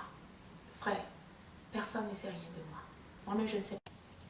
Personne ne sait rien de moi. Je ne sais pas qui je suis. Donc, je ne peux pas dire à ceux qui sont avec moi, voilà ce que je suis, voici mon ange, voici ça. C'est ça, ils cherchent. Ils m'ont dit, je vais prendre quelqu'un d'autre, il me dira ton nom. Je lui ai dit mon nom, il ne peut pas répéter. Chrétien céleste. Quand Dieu est avec toi, ne crains rien. L'ennemi ne peut rien. C'est dommage si vous vous laissez utiliser par les ennemis à cause de la cupidité, à cause de la haine, de la jalousie. Vous allez perdre votre vie. Parce que l'ennemi ne vous aime pas. Il veut juste faire de vous un instrument du diable. Il veut juste faire de vous un instrument pour pouvoir aller contre les autres. Mais c'est dommage. Mais moi, j'aime ceux qui me persécutent. Je suis toujours prête à les accueillir, le bras ouvert. C'est ma mission. N'est-ce pas? Je continue pour terminer avec le Jean 17. Ce n'est pas pour eux seulement que je prie, mais encore pour ceux qui croiront en moi par leur parole. Jésus, après avoir prié pour que Dieu bénisse ses apôtres qui sont là avec lui en ce moment-là, il a dit à son Père que ce n'était pas pour les 12 apôtres seulement qu'il prie. C'est pourquoi je tenais à vous lire le verset 21 avant de clôturer. Je ne vais pas continuer. Vous pouvez continuer chez vous. Verset 21. Afin que tous... Oh non, pas le verset 21, pardon.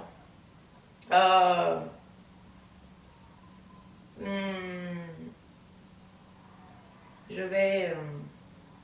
ok, donc... Continuons. Bon, je vais continuer parce que j'étais là pour que vous puissiez mieux comprendre. Donc, ce n'est pas pour eux seulement, je suis là au 20 maintenant, ce n'est pas pour eux seulement que je prie. Donc, ce n'était pas pour les apôtres seulement qu'ils priaient. Mais encore pour tous ceux qui croiront en moi par leur parole. Par leur parole, la parole des apôtres. Donc, par la parole des apôtres, nous croirons en Jésus-Christ. Nous avons cru en Jésus-Christ. Et dans la parole des apôtres, nulle part on a mentionné l'adoration de Marie. Intelligent de l'Église. Jésus a dit aux Juifs que s'ils étaient aveugles, ils seraient en train de voir aujourd'hui. Mais parce qu'ils ont les yeux là, c'est pourquoi ils ne voient pas. Il est trop fort, mon Jésus. Aujourd'hui là, c'est parce que vous portez les tenues, les grandes tenues là, et vous pensez que vous êtes intelligent, que vous êtes vraiment des tarés. C'est parce que, écoutez bien, avant d'aller dire que moi j'ai insulté les gens, et les mots sont faits pour être utilisés dans les contextes donnés. C'est parce que vous, pas Jésus, il n'avait pas l'air d'aveugle, n'est-ce pas? Aujourd'hui, moi, je parle d'intelligent et de taré. C'est parce que vous croyez que vous êtes tellement intelligent que vous ne pouvez pas voir avec intelligence, mais que vous êtes taré. Jésus a dit aux autres, il parlait des aveugles, il dit, donc tu me dis que nous sommes des aveugles, il dit non, c'est parce que vous voyez. C'est parce que vous n'êtes pas des aveugles que vous ne voyez pas. Oui. Donc c'est parce que vous êtes intelligent que vous aussi, vous êtes incapable de voir avec intelligence. Chrétien céleste, dans le Seigneur, là, on n'amène pas sa connaissance. On tait sa connaissance pour avoir la connaissance de Jésus. Jésus a parlé ici. Les apôtres, là, il a dit que ceux qui vont croire en lui par les paroles de ces apôtres auront la vie sauve, n'est-ce pas? Il prie pour eux. Alors, les apôtres, eux, ils ont prêché Jésus-Christ. Ils ont prêché Dieu d'abord par Jésus-Christ, n'est-ce pas? Et nulle part, ils ne nous ont conduits à Marie. Alors, qui t'a conduit à Marie? C'est l'Église catholique. Et tu es tellement borné que, aujourd'hui, le démon que les Romains ont utilisé là-bas, là, ce démon est en train de vous attirer, n'est-ce pas? Ce démon-là est en train de vous attirer. Que le Seigneur Jésus-Christ vous libère. Que le Saint-Esprit vous libère. Que le Saint-Esprit vous délivre de cette force maléfique qui a berné les peuples des millénaires et des millénaires. Que le nom puissant de Jésus-Christ détruise cette force qui a embobiné, qui continue par entraîner les gens depuis des centenaires. Pas des millénaires, des centenaires. Je suis off. Là, je vais prendre Jean ici. Jean 17. Ah, ma merveilleuse Bible, là. Je l'ai encore prise. Oh là là. Écoutez, soyez free dans votre vie. Je vous en prie, arrêtez d'être crispés tout le temps, de jouer tellement à l'important. La vie est tellement belle quand vous aimez et que vous êtes vous-même free et que vous n'avez pas trop de choses en vous. Voyez, vous êtes parmi les gens, vous vous asseyez par terre, vous mangez, même si vous avez de l'argent, même si vous êtes dans le confort. Vous êtes heureux quand vous êtes avec les gens, vous leur donnez des hugs, vous vous amusez avec tout le monde et vous aimez tout le monde. Mais quand on est tellement ceci, incapable d'avoir de l'aération à l'intérieur parce que c'est fermé. Ennuyeux, hein, cette vie-là. Je préfère être une servante de Dieu libre qui aime et qui aide et qui fait. Au lieu de passer votre temps à jouer au connaisseur, là, vous devenez taré de jour en jour. Oh, que Dieu vraiment illumine son peuple. Je sais qu'il y a tellement de gens intelligents dans cette église qui cherchent Dieu dans la vérité. Ils le trouveront, soyez-en sûrs. Jean 17, 21, j'étais au 20. Donc, ce n'est pas pour eux seulement que je prie, mais encore pour ceux qui croiront en moi par leur parole, afin que tous soient un. Tous soient un. Donc, nous aussi, nous sommes un avec Jésus-Christ aujourd'hui. Bien qu'il ne nous a pas vus avant, nous n'avons pas connu avant. Mais il a dit heureux celui qui va croire en lui sans le voir. C'est ce qu'il a dit, non? À Thomas. Donc, nous croyons sans avoir vu. Donc, Père, tu es en moi, et comme je suis en toi, afin qu'eux aussi soient un en nous, pour que le monde croie que tu m'as envoyé. Pour que le monde croie que tu m'as envoyé. Voyez, la prière a continué, je m'arrête là. Parce que ce que je voulais, c'était juste pour vous montrer que Jésus avait confié ses apôtres et aussi la génération à venir à son Père, pas à sa mère. Et quand il dit, Jean, voici ta mère, fils, voici ta mère, femme, voici ton fils. Il n'a jamais dit que Marie devenait la mère de toute l'humanité. Jamais, il ne l'a dit. Alors, ce n'est pas ça, il a dit. Il n'a pas dit qu'il te confiait à Marie. Il a confié Jean, la chair, à Marie. L'esprit, la génération à venir, dans Jean 17, il avait confié à son Père. C'est dans Jean 19 que nous avons, quand Marie confiait Jean à sa mère, quand Jésus confiait Jean à sa mère. Mais Jean 17, quand Jésus savait qu'il allait mourir, avant d'aller sur la croix, il a fait sa dernière prière, il a confié ses apôtres et toute l'humanité à venir à Jéhovah, son Père. C'est clair. C'est ce qui s'est passé. Là-bas, là, il partait, il a vu son fils, son bien-aimé Jean, qu'il aimait tant, auprès de la croix avec sa mère. Il a dit, mère, voici ton fils, fils, voici ta mère. Jean était trop triste. Jean était trop triste de l'avoir perdu. C'était pour le consoler, comme nous aussi aujourd'hui. Moi, je sais que parfois quand j'ai des problèmes, que je pleure, Jésus vient et dit, mon enfant, pourquoi pleures-tu? Je suis là avec toi. Ne crains rien. Je vous promets. Et ça me réconforte tellement, l'amour de Dieu. Et il me dit, je ferai ci, et il le fait pour moi. Jésus nous aime. Il n'aime pas nous voir tristes. Il n'aime pas que nous soyons seuls. Il a dit, je ne vous laisserai pas orphelins. Il a dit ça aussi. Mais il n'a jamais dit qu'il nous confie à Marie. Il a dit, en partant, qu'il enverra son esprit. Le consolateur. Aujourd'hui, Marie est la consolatrice. Parce que nous avons fait d'elle une consolatrice. Aujourd'hui, Marie est médiatrice. Parce que nous avons fait d'elle notre médiatrice. Marie est la mère de toutes les grâces. Celle qui accouche. Celle qui fait tout. Parce que nous avons fait d'elle cela. Les hommes ont fait d'elle cela. Et la foi, c'est quelque chose que vous ne pouvez pas connaître. Et quand Paul explique la foi dans Hébreux 11, qu'est-ce qu'il vous dit? C'est une ferme assurance des choses que vous ne voyez pas. N'est-ce pas? Donc vous ne voyez pas, Marie, vous avez mis votre assurance en elle, votre confiance en elle. Il a dit, c'est la démonstration de celle qu'on ne voit pas. C'est la ferme assurance de ce que nous croyons, ce que nous désirons, ce que tu veux. Tu as la foi en cela. C'est la démonstration de ce que tu ne vois pas. Alors, là, si tu mets ta foi en Marie, mais ça va s'accomplir. Le féticheur, il met du sable là, il verse du sang dessus.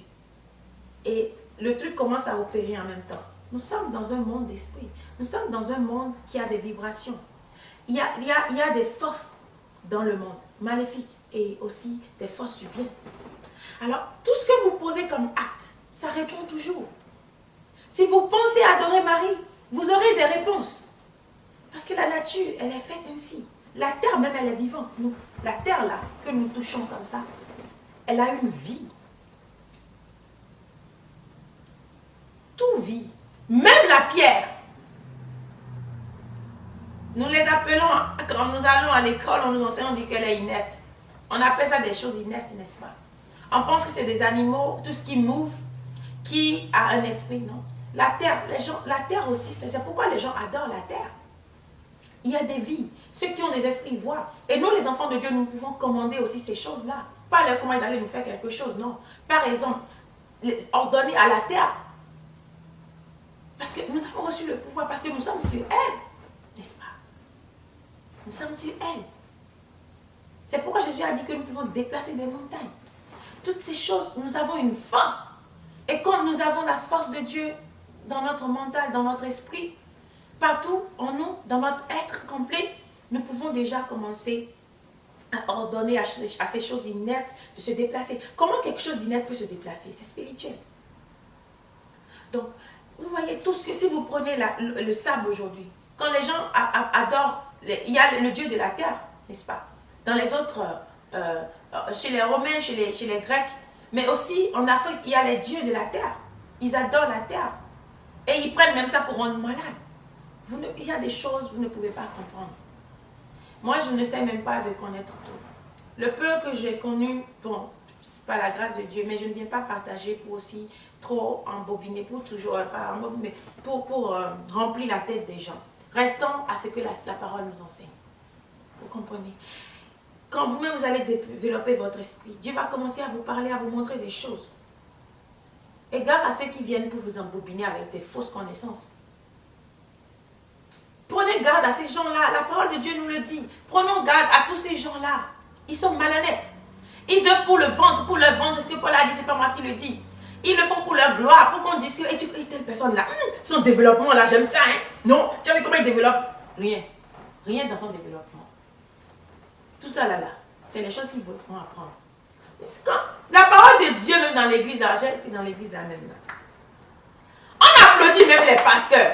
J'ai connu un homme honnête qui a dit un jour, un devancier, qui faisait aussi la prédication. Il faisait la prédication, les gens riaient, les gens applaudisaient. Il dit, mais attendez, vous là, c'est la parole de Dieu Dieu que vous applaudissez? Est-ce qu'on applaudit la parole de Dieu? Les gens aiment ça, hein, les pasteurs, qu'on leur fasse des éloges. Perdition. Vous voyez, la femme serpent là, Python là, qui suivait Paul.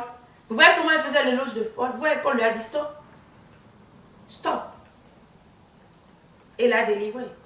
Quand les gens qui viennent vous dire, hey, mon frère, tu es bon, hein? J'aime ta prédication. Il faut le dire, jamais que l'esprit qui est en toi soit détruit. Dites ça en même temps. Ça ne vous aide pas. Là, quand les gens viennent pour parler, on essaye de répondre à chacun comme il se doit. Pas pour leur dire oui, non, non. Nous ne voulons pas de flatterie. La parole de Dieu, l'Éternel m'a aidé à faire plus que ça. Plus que m'asseoir ici et vous faire la parole. Mais jamais je n'ai levé ma tête. Et quand je viens, je m'assois tranquillement et je vous parle de Dieu. On n'applaudit pas la parole de Dieu, chrétien. On n'applaudit pas la parole de Dieu. On n'applaudit pas le prédicateur. Si vous êtes des hommes spirituels, vous saurez qu'on ne doit pas applaudir celui qui prêche.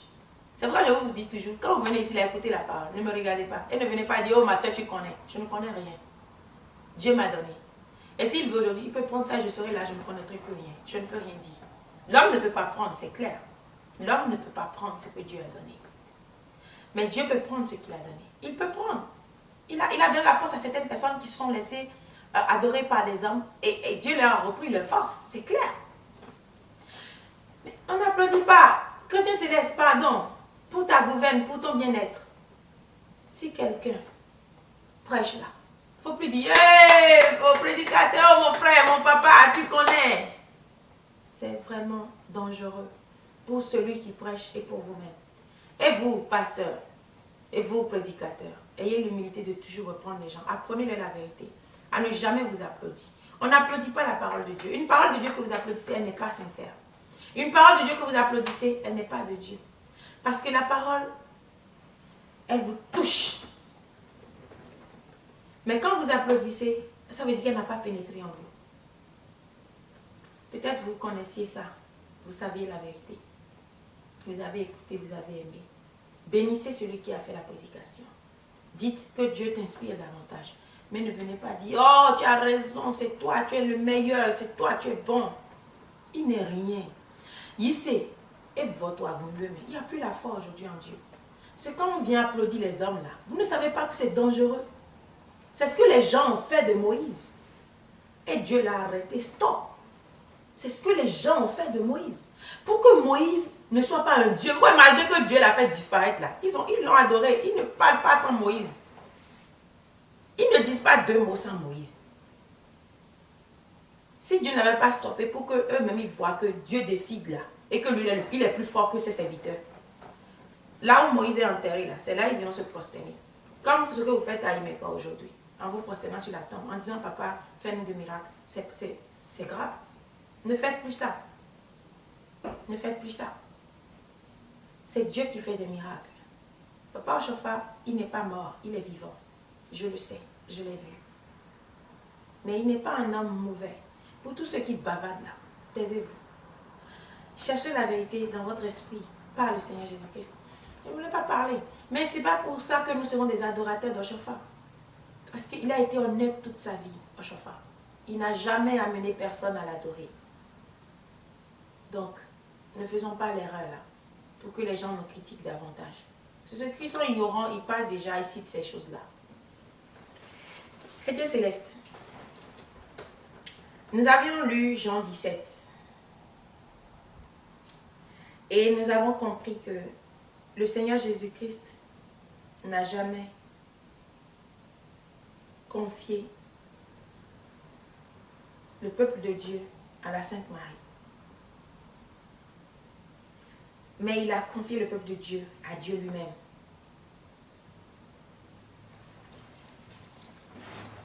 Dans Jean 2, 1, pardon, nous avons les noces. Voyons un peu. 3 jours après, il y eut des noces à Canaan, en Galilée. La mère de Jésus était là. Et Jésus fut invité aux noces avec ses disciples. Le vin ayant manqué, la mère de Jésus lui dit, ils n'ont plus de vin. Quand je commence à lire, si je ne vois pas parce que les Écritures. Donc, Jésus lui répondit, femme, qu'y a-t-il entre toi et moi? Mon heure n'est pas encore venue. Femme, qu'y a-t-il entre toi et moi? Mon heure n'est pas encore venue. Je l'ai dit tantôt, n'est-ce pas? Écoutez, pour ceux qui disent que Jésus a refoulé sa mère, il ne l'a pas refoulé, je vous ai dit. C'est juste que il était esprit. Donc, Marie n'était pas sa mère en ce moment, mais c'était une femme. C'est pourquoi il dit toujours femme. C'est un instrument. Lui, il était esprit. Il était l'esprit de Dieu même. Donc, ce n'est pas lui qui parle. C'est l'esprit qui parle en lui. C'est pourquoi il dit femme. Il ne dit pas femme. Jésus lui-même, en étant lui-même comme ça, ne dira pas à sa maman femme. Mais quand il est habité de l'esprit de Dieu, il dit femme. Ce n'est pas lui qui parle, c'est l'esprit qui parle. Quand vous êtes en esclave, vous pouvez voir quelqu'un de grand, de vieux. Vous voyez peut-être cette personne dans l'achat. Mais tu ne peux jamais le vous voyer quand tu es en esprit. Tu le tutoies parce que c'est l'esprit qui parle. Ce n'est pas toi qui tutoies la personne. Et tu peux aimer la personne n'importe comment. Si l'esprit rentre en toi et que tu dois vraiment parler contre cette personne, tu parles contre et tu dis, l'Éternel te dit aujourd'hui et tu menaces la personne par l'Éternel. Alors que tu l'aimes et quand tu reviens, tu es tellement gêné. Parce que de toi-même, tu n'aurais jamais dû faire ça. Tu n'aurais jamais pu faire ça. Pardon. Donc Jésus, quand il dit femme, pour ceux qui disent que Jésus a rejeté sa mère, il ne l'a pas rejeté, non. Mais Jésus, il était esprit. Il ne voyait pas Marie comme sa mère là, mais comme la femme. C'est l'esprit qui... Marie n'était pas la mère de l'esprit. Quand on dit Marie, mère de Dieu, Marie n'était pas la mère de cet esprit, la mère du corps. Parce que Dieu a envoyé le corps. Afin que ce corps soit suspendu à la croix, afin que ce corps souffre. Parce que nous aussi, nous sommes corps. Alors Jésus a pris ce corps pour pouvoir nous servir d'exemple. Pour que nous-mêmes nous voyons que à Jésus, il a été parmi Marie de Magdala et toutes ces femmes, mais il n'a pas été un fornicateur comme vous l'êtes aujourd'hui, fornicateur dans l'église. Quand vous venez prêcher, c'est pour regarder les belles femmes et puis vous prêchez toujours les bonnes choses. Vous voyez la prostitution des femmes, mais vous êtes incapable de le dire. Non, Jésus, il est resté parmi elles, mais il n'a pas forniqué avec elles. Donc, pour que toi aussi, prédicateur, pasteur, tu saches que Jésus l'a fait, donc tu peux le faire aussi. Soyez mes imitateurs. Donc, vous devez être les imitateurs de Jésus. Jésus, Paul nous explique correctement. Et la parole de Dieu même nous l'explique. Dans les livres prophétiques. Jésus, il a pris corps pour pouvoir recevoir l'ignominie. Hein, toute notre... que l'opprobre que nous sommes, lui, il s'est fait opprobre. Lui-même, son corps a été le péché même. Maintenant, on tue le péché à la croix et maintenant l'esprit, lui, il vit. Donc, c'était pour détruire le péché qu'ils ont utilisé le corps. C'est pourquoi on a eu besoin de la Sainte Marie. Vous comprenez? C'est pourquoi on a eu besoin d'une femme pour pouvoir faire naître l'Esprit de Dieu, pour pouvoir naître la chair là, et maintenant tuer la chair sur la croix. C'est ça que le diable ne comprenait pas.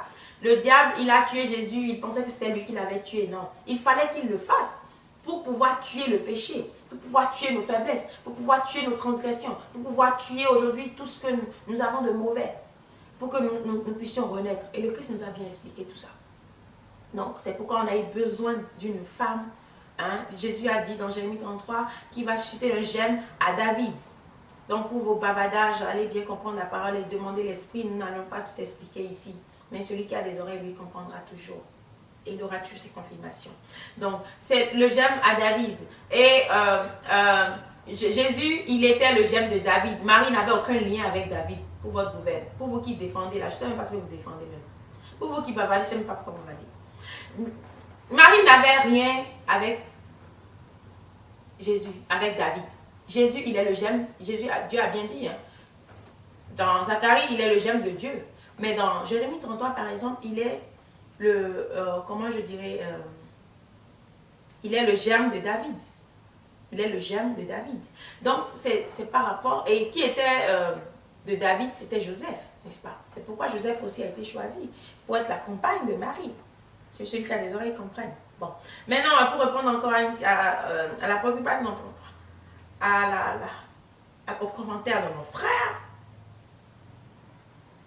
Tu as dit, personne ne naît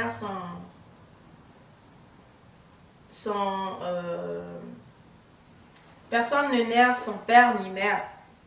C'est ce que mon frère a écrit. Mon frère, franchement, ça m'étonne parce que j'ai parlé d'autres choses sur Marie, sur l'émission là. Mais tout ce que tu es venu dire, c'est comme hors sujet. Moi, je ne comprends rien à ce que tu es venu écrire. Personne ne naît sans père, mais moi, je n'ai jamais mené des discussions folles. Paul a dit d'éviter les discussions folles. Moi, je ne viens pas parler des conneries comme quoi Jésus est le fils de Joseph, Jésus est ceci, cela. Moi, ces choses ne m'intéressent pas. La Bible nous a dit que Jésus est le fils du Saint-Esprit. Est le fruit de Dieu, du Saint-Esprit. Donc, c'est l'Esprit qui est rentré en lui. Moi, je ne vais jamais m'asseoir sur ces émissions pour venir vous parler de l'origine de Marie, de l'origine de Jésus, de l'origine de ceci, cela. Ça, là, c'est des bavadages qui ne nous servent à rien. Ce que nous devons prêcher là, c'est la sanctification. Jésus a envoyé ses apôtres prêcher le royaume des cieux. Maintenant, si vous prêchez le royaume des cieux, là, c'est de prêcher non nommé. C'est-à-dire, ni nommé, c'est ça vous dites, ni nommé. C'est-à-dire, comment vous devez être pour aller au royaume des cieux. C'est ça que vous devez prêcher maintenant, surtout dans les derniers temps. Là, parce que nous sommes déjà dans les derniers temps. Mais ne venez pas vous asseoir pour des conneries comme quoi Marie est venue de telle famille, et puis de cela. Vous connaissez la famille de Marie. Qui a parlé de la famille de Marie même? Bavardage inutile.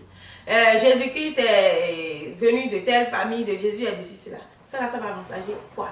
Ça va aider l'enfant de Dieu là, dans quoi? Jésus, il est né au Congo, en Côte d'Ivoire, au Gabon, au Libéria. Ça là, ça va nous aider en quoi? Ça là, c'est des choses inutiles que vous devez vous départager. Maintenant, cherchez vraiment l'origine de Jésus pour être sûr que Jésus n'est pas le fruit de l'esprit là. Moi, je crois en Dieu et je crois en ce qui est écrit. C'est ça ou ce n'est pas ça ou. Ce n'est pas ça l'important pour moi. Moi, je sais pourquoi je suis venue. Je ne suis pas venue pour l'histoire. Je ne suis pas une historienne. Je suis venue parce que je voulais le salut. J'ai reçu le salut en lui. Peu m'importe comment il est né. C'est faux l'histoire, c'est faux ceci. Je m'en fous de ça. Je ne me focalise pas sur des conneries comme ça. Mais sur mon salut et le salut des âmes que Dieu me confie. Personne ne naît sans père ni mère. Je ne sais pas d'où vient ce sujet-là. Je n'ai jamais débattu de ça. Bon, si toi tu as un problème avec ça, mon frère, moi franchement, je vais te dire simplement. Simplement, si nous sommes des chrétiens, nous utilisons la Bible. Si nous sommes des chrétiens et que nous n'utilisons pas la Bible, donc nous sommes de faux chrétiens. Si nous sommes des chrétiens et que nous allons chercher notre connaissance du monde pour venir prêcher là, nous sommes des charlatans. La foi, Dieu est capable de faire toutes choses. Parce que vous êtes même dans un monde que vous ne pouvez jamais comprendre. Salomon l'a dit. Il s'est exercé à connaître et à avoir la sagesse et à utiliser tout ce que Dieu lui a donné. Mais il n'a pas pu connaître tout. Il a dit donc, et c'est ça, dans Ecclésiaste 8, il a clairement dit. Mes frères, personne ne naît sans père ni mère. Qu'est-ce que c'est? Tu prétends là que c'est Joseph qui est le fils de Marie, le père de Jésus. Moi, je ne comprends pas.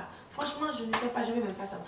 Parce que ça, je ne vois pas le sujet. Je vais répondre mot par mot, mais ça, là, ça me confond un peu parce que je ne comprends pas. Personne ne naît sans père ni mère. Je ne sais pas ce que ça vient faire dans l'émission que moi j'ai fait. Donc, je ne saurais répondre à ça là. Mais simplement, je vais te dire, pour ta gouverne, que personne ne naît sans père ni mère. Tu vas contre la parole de Dieu. C'est pourquoi je vous ai dit, méfiez-vous à ce que vous sortez de votre bouche. Tout est permis, mais tout n'édifie pas. C'est ce que nous dit la parole, n'est-ce pas? Où est-ce que tu vas chercher cette affaire que Jésus... Alors, personne ne naît sans père ni mère. Tu ne connais pas la Bible. Je vous ai dit, avant de venir prêcher des choses aux gens là, soyez capable de connaître toute la Bible. Soyez capable d'être dirigé par l'Esprit de Dieu. Si vous prenez une seule chose, ou bien quand je viens dire quelque chose, que vous allez chercher ceux que vous croyez intelligents et que vous leur posez, et que vous vous asseyez parmi vous, vous débattez des choses. C'est ce qu'ils font. On a les nouvelles, c'est ce qu'ils font. Quand je dis quelque chose là, ils vont se réunir. Et vous avez dit, là, dit, là. Et on va lui répondre. Et ils viennent y répondre. Bon, merci beaucoup. Répondez seulement. Mais vous allez, dans votre impulsion là, dire des conneries et montrer qui vous êtes réellement. Montrer vraiment qui vous êtes. Et c'est ça. Parce que personne ne naît sans père ni mère. Mon frère, ça là seulement là. Ça salit ton nom. C'est vrai, moi je suis très franche et directe, je dis la vérité. Je peux mourir pour elle, c'est une fierté. Christ est ma vie, la mort est un gain. Je me fous de tout ça, je ne fais pas cas de ma vie. Et je sais que personne ne peut me tuer. Si Dieu, lui, ne dise, mon enfant, il est temps de venir à moi. Je peux mourir aujourd'hui, ça je le dis toujours, je serai tellement contente. Adieu le monde là, ce monde de calvaire, de difficultés et tout. Et tiens, mon frère, tu as dit personne ne naît sans père ni mère. Je veux juste te conseiller aujourd'hui de contrôler ce que tu dis. Parce que vous êtes venu me dire ici, moi je ne connais rien, que moi je suis encore au lait. Est-ce que je vous ai dit non, que je suis à la viande et aux os? Je ne peux pas broyer des os. Je suis vraiment au lait. Mais je vous ai dit, allez, le lait là, c'est un lait sucré et doux qui donne la force. Vous qui avez la connaissance là, voilà ce que vous écrivez. Personne n'est né sans père ni mère. Hébreux 7, Melchisedec, que dites-vous de lui? Je vais juste lire. Mon frère Dani, prochainement, ne viens plus dans l'impulsion pour écrire des choses comme ça sur lui.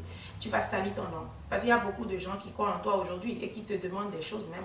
Donc, ce n'est pas, ne va pas faire des recherches pour le dire, mais en te concentrant, tu auras la vérité par le Seigneur Jésus-Christ. Personne ne naît sans père ni mère. Vous savez, quand vous cherchez à vous cogner contre la pierre d'achoppement, elle vous ridiculise. Le Seigneur Jésus-Christ, il fait ça. C'est pourquoi moi, je ne juge pas les gens, je ne critique pas les gens. Je dis la vérité qui m'a été donnée. Mais je ne viens pas pour combattre la personne humaine. Mais je vais vous donner un petit secret aujourd'hui. Je vais vous donner un petit conseil aujourd'hui. Vous tous, aussi grands pasteurs que vous soyez. Si vous ne restez pas à votre place et que vous pensez que vous pouvez aller contre Dieu, il va vous ridiculiser, il va vous humilier dans cette église-là. Respectez-vous et aimez-vous les uns les autres. Aimons-nous les uns les autres. Vous comprenez? Et restons à notre place pour que la gloire de Dieu reste en nous et sur nous. Mais si nous cherchons toujours à rabaisser les autres, nous serons toujours plus bas qu'eux. C'est Dieu, c'est la nature qui est ainsi, je vous promets. Le Seigneur, il a dit que personne ne naît sans père ni mère. Si quelqu'un apporte un autre évangile que celui que vous avez reçu, qu'il soit anathème, lui et son évangile, personne ne naît sans père ni mère. Où l'as-tu appris? Par les gens qui parlent. J'ai connu beaucoup de gens dans les sectes qui disent des choses comme ça.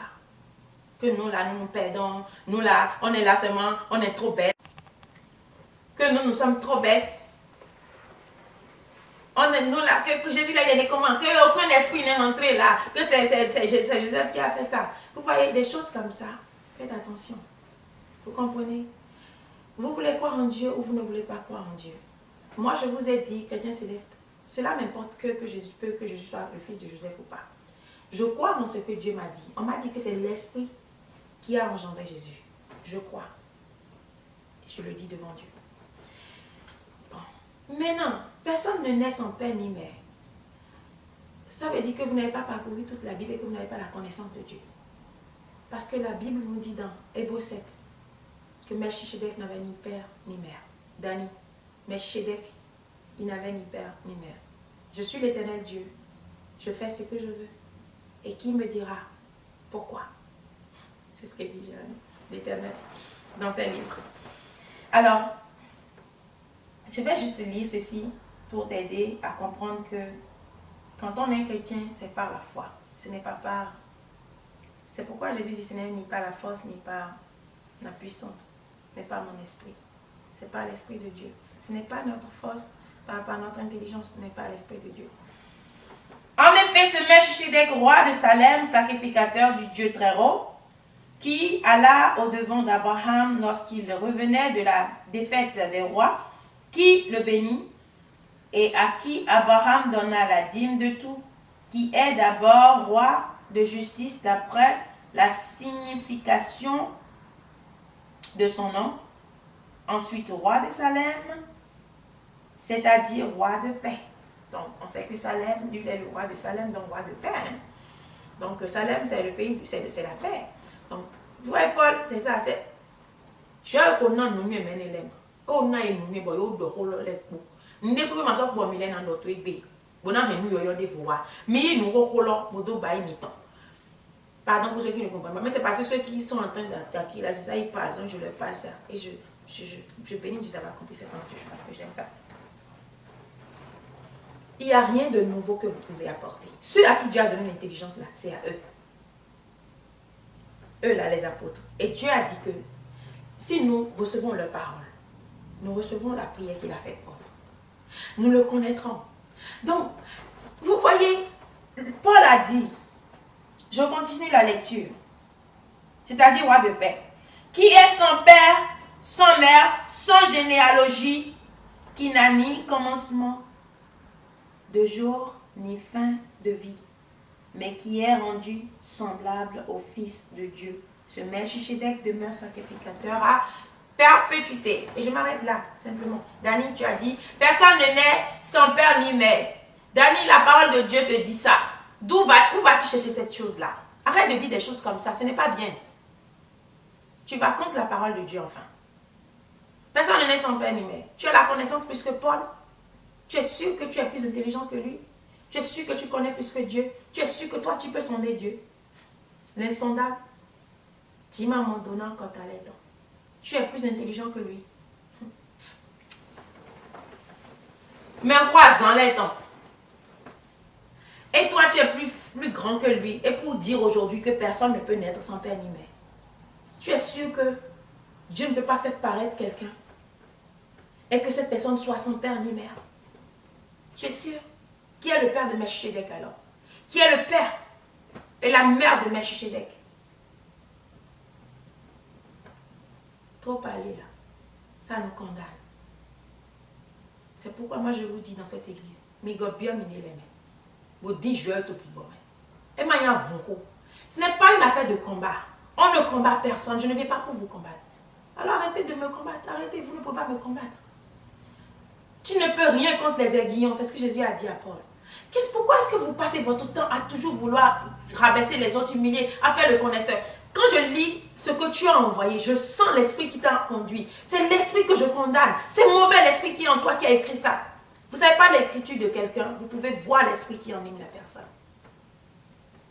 Nous avons trop de dons dans l'église du christianisme céleste. Je condamne cet esprit qui est en toi aujourd'hui. Et je prie que le Saint-Esprit prenne possession de toi.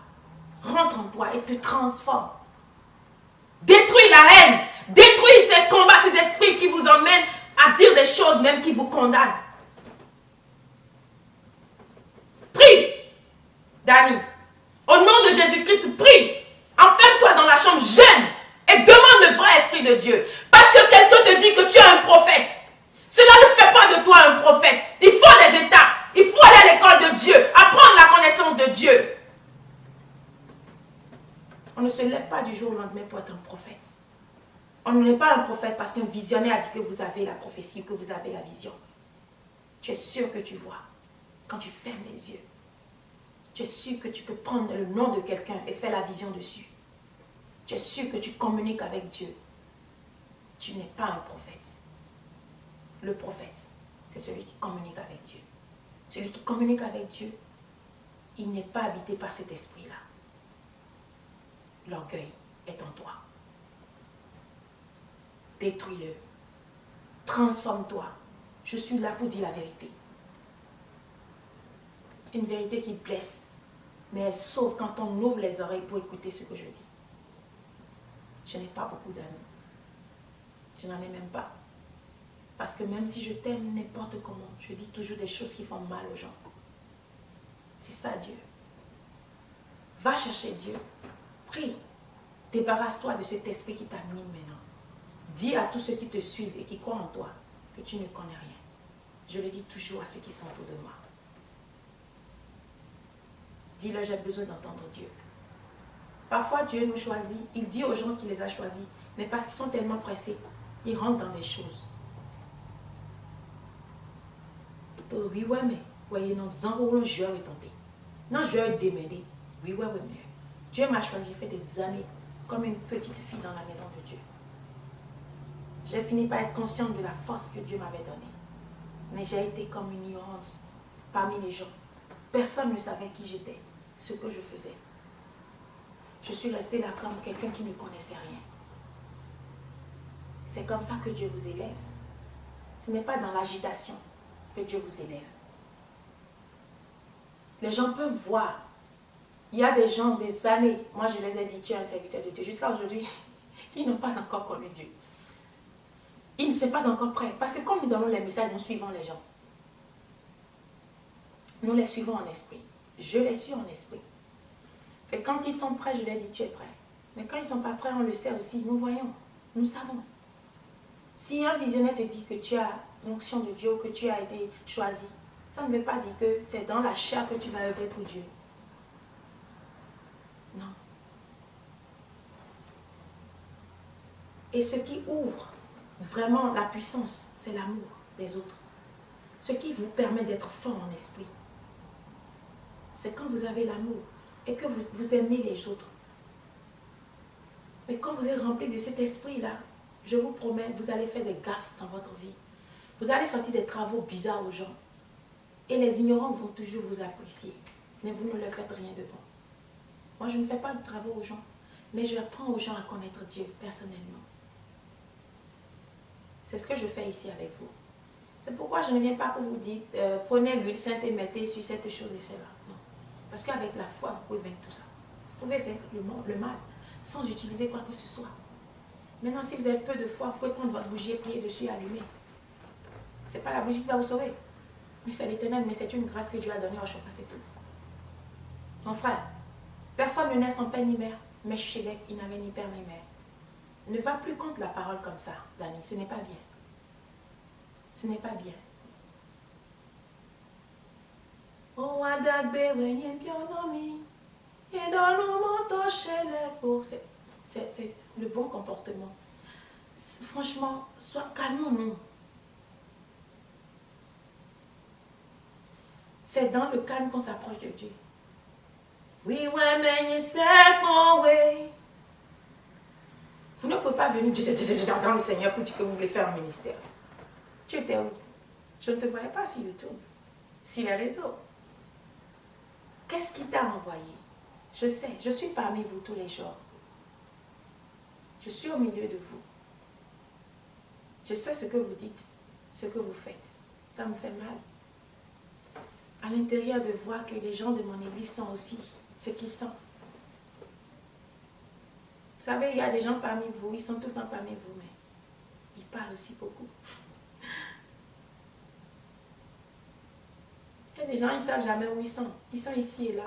C'est ça qui est dommage, n'est-ce pas? Donc, faites attention à tout ce que vous dites. Je sais de quoi je parle. Toi qui ne sais pas de quoi je parle, tu vas t'étonner. Mais c'est l'église qui est comme ça. Ce n'est pas important. Toi, continue pas à aimer Dieu dans l'église. Mais il y a trop de méchanceté dans l'église. Il y a un esprit malin qui agit dans l'église, quoi. Qui achète les âmes de Dieu. Qui les amène à faire des choses. Mais Dieu est plus grand que ça. Donnez votre cœur à Dieu. Donnez votre âme à Dieu pour qu'il vous transforme et qu'il fasse de vous de vrais serviteurs. Quand Dieu m'a choisi, une force immense m'a utilisé. Après, je me suis calmée complètement. Et maintenant, je suis passée à l'apprentissage. Je suis rentrée dans l'église avec la force et la puissance. Après, il m'a calmée. Il a commencé à m'apprendre avec les yeux. Tu vois, telle chose, c'est comme ça. C'est pourquoi, aujourd'hui, gloire à Dieu. Soyez bénis, mes frères. Marie, nous ne pouvons pas tout dire aujourd'hui. Je vous ai dit, on va faire d'autres émissions. Pour ce qui concerne la réponse, pour pouvoir répondre à mon frère. Je vais conclure par Apocalypse 17. Dani, je crois que j'essaie de décortiquer un peu ton message pour te répondre et aussi les choses que vous avez eu à dire autour de vous, les choses comme ça. J'en dis pas. Donc, je veux juste que vous compreniez que Apocalypse 12, quand on disait que la femme est descendue, il ne s'agissait pas de Marie, il s'agissait d'Israël. Jésus est sorti d'Israël.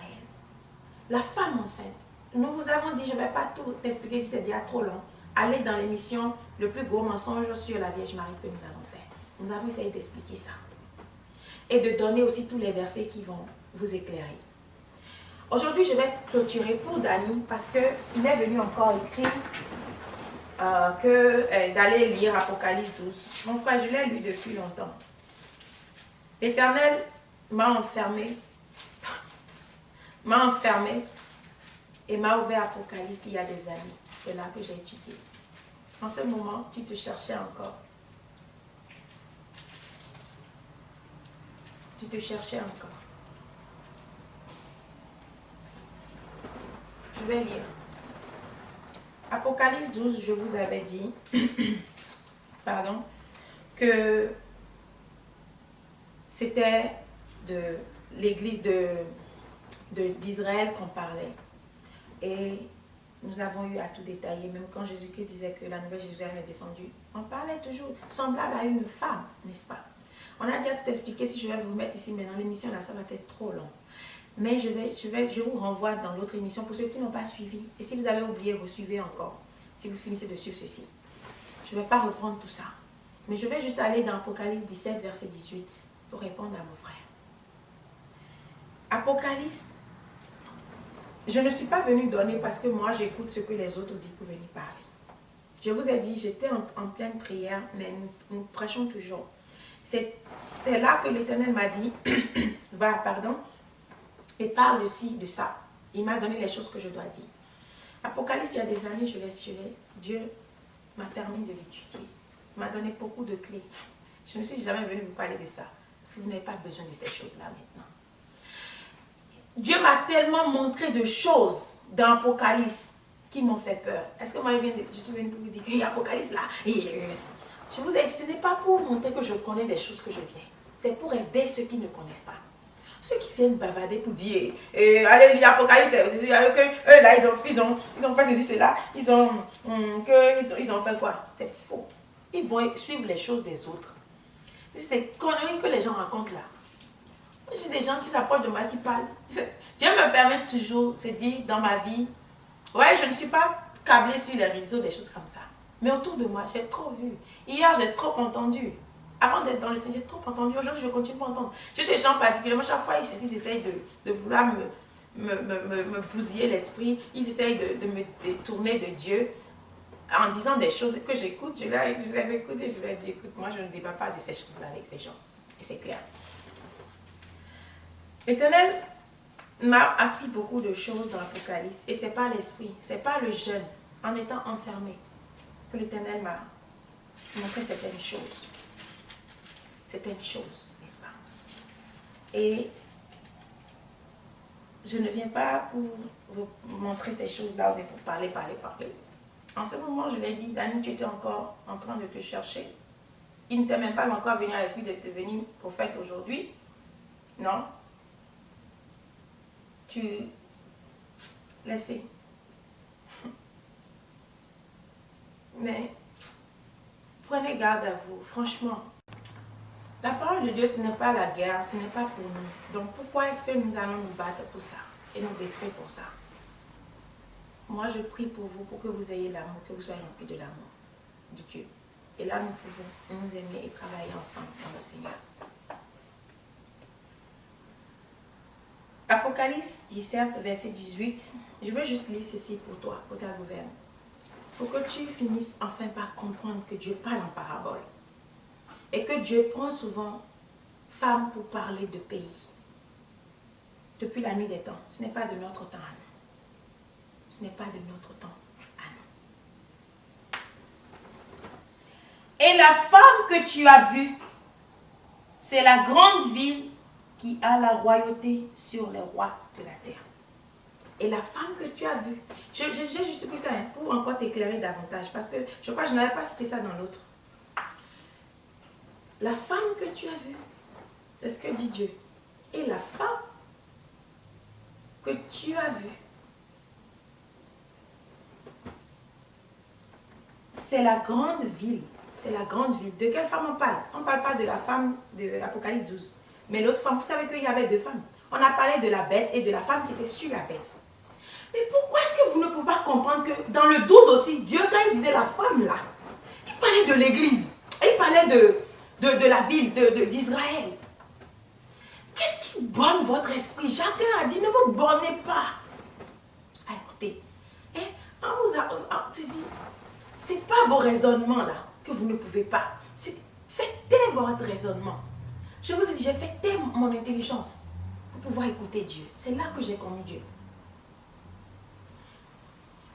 Dans Apocalypse 17, là, dans Apocalypse 11, on a déjà parlé des bêtes. Mais non, ils ont détaillé. Et aujourd'hui, c'est dit, les gens veulent seulement croire ce qu'ils voient, ce que l'Église catholique leur a dit de croire. Je suis céleste. J'ai adoré Marie dans l'Église céleste. Parce qu'on m'a appris à l'adorer. À un moment, l'Éternel m'a sorti du milieu de tous. M'a enfermé pour m'apprendre. C'est ma vie que j'ai sacrifiée pour recevoir la connaissance de Dieu. Vous ne sacrifiez pas votre vie. Vous ne voulez pas sortir du monde. Vous voulez rester dans le monde et en même temps dans le Seigneur. Ce n'est pas possible. Vous êtes là, dans les plaisirs du monde. Et vous voulez parler de Dieu. Même grands pasteurs qui portent les tenues de la parole, ils sont encore en train de chercher les petites filles, de draguer les filles, les femmes des autres et de faire des choses. Et ils veulent... Non. Ce n'est pas l'année, l'âge qui fait la chose. La connaissance de Dieu, là, il n'y a pas d'âge pour ça. Un petit enfant va vous suivre dans cette église. Si vous ne vous arrêtez pas maintenant et que vous ne cherchez pas Dieu en vérité, vous serez étonné demain. Quand vous allez voir les petits enfants là, maintenant j'ai une peine à midi. Là, vous allez comprendre que c'est la vérité. Chers chrétiens célestes, voyons dans le verset 1 de Jean 17, il dit, puis un des 7 anges se tenait, qui tenait, les 7 coupes vint et il m'adressa la parole en disant, viens, je te montrerai le jugement de la grande prostituée qui est assise sur les grandes eaux. Donc, là, l'ange a dit à Jean de venir, il va lui montrer le jugement de la grande prostituée. Mais là-bas, on ne nous a pas parlé d'une femme. On ne nous avait pas parlé d'une femme. Mais on nous a parlé on ne nous avait pas parlé d'une ville, pardon. On a parlé d'une femme qui était assise sur des animaux, sur la bête à 7 têtes. Alors, plus tard, l'ange vient maintenant expliquer à Jean qui était cette femme-là. Vous savez, Jésus confond les sages, ceux qui se croient intelligents. Parce que l'ange n'a pas repris à Jean maintenant pour lui dire, viens, je vais te parler de celle qui était la ville, et la femme que tu vois, c'était la ville. Mais il l'a expliqué. On vous a lu dans l'autre émission, allez suivre.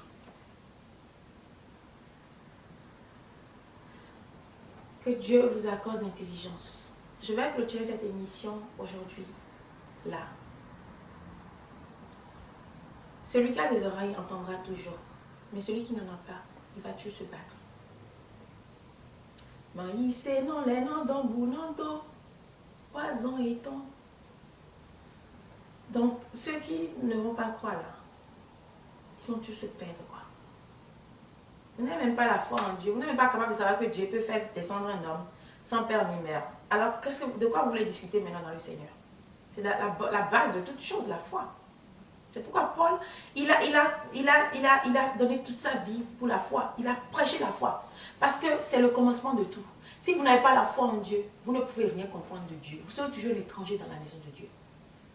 Paul n'a jamais rejeté la loi, mais il a appris aux gens la foi. C'est pourquoi il s'est basé sur la foi pour enseigner le peuple de Dieu. Donc, sans la foi, vous ne pouvez pas comprendre, vous ne pouvez pas connaître Dieu. Parce que votre cœur ne sera pas ouvert pour recevoir ce qu'il va vous dire. Et tout ce qu'il va vous dire, vous allez vous dire, non, ce n'est pas possible. Non, ce n'est pas possible. Simplement parce que vous ne croyez pas. Mais si vous croyez en Dieu, vous allez recevoir toutes ces paroles. Chrétiens célestes, nous avons essayé de répondre pour que le peuple de Dieu ne demeure pas dans l'ignorance et pour tous ceux qu'on essaye d'embobiner pour essayer de les sortir. C'est pour ça que l'Éternel nous a envoyés. C'est lui qui m'a envoyé parce qu'au début, j'ai écouté seulement, j'ai ri. Mais l'Éternel m'a dit non, vas-y. Et il m'a montré des songes. Et vous voyez, quand on voit les gens en train de disputer le micro avec vous, ça veut dire quoi? Ça veut dire quoi? Vos intentions sont mal. Elles sont mauvaises, vos intentions. Vous comprenez? Donc,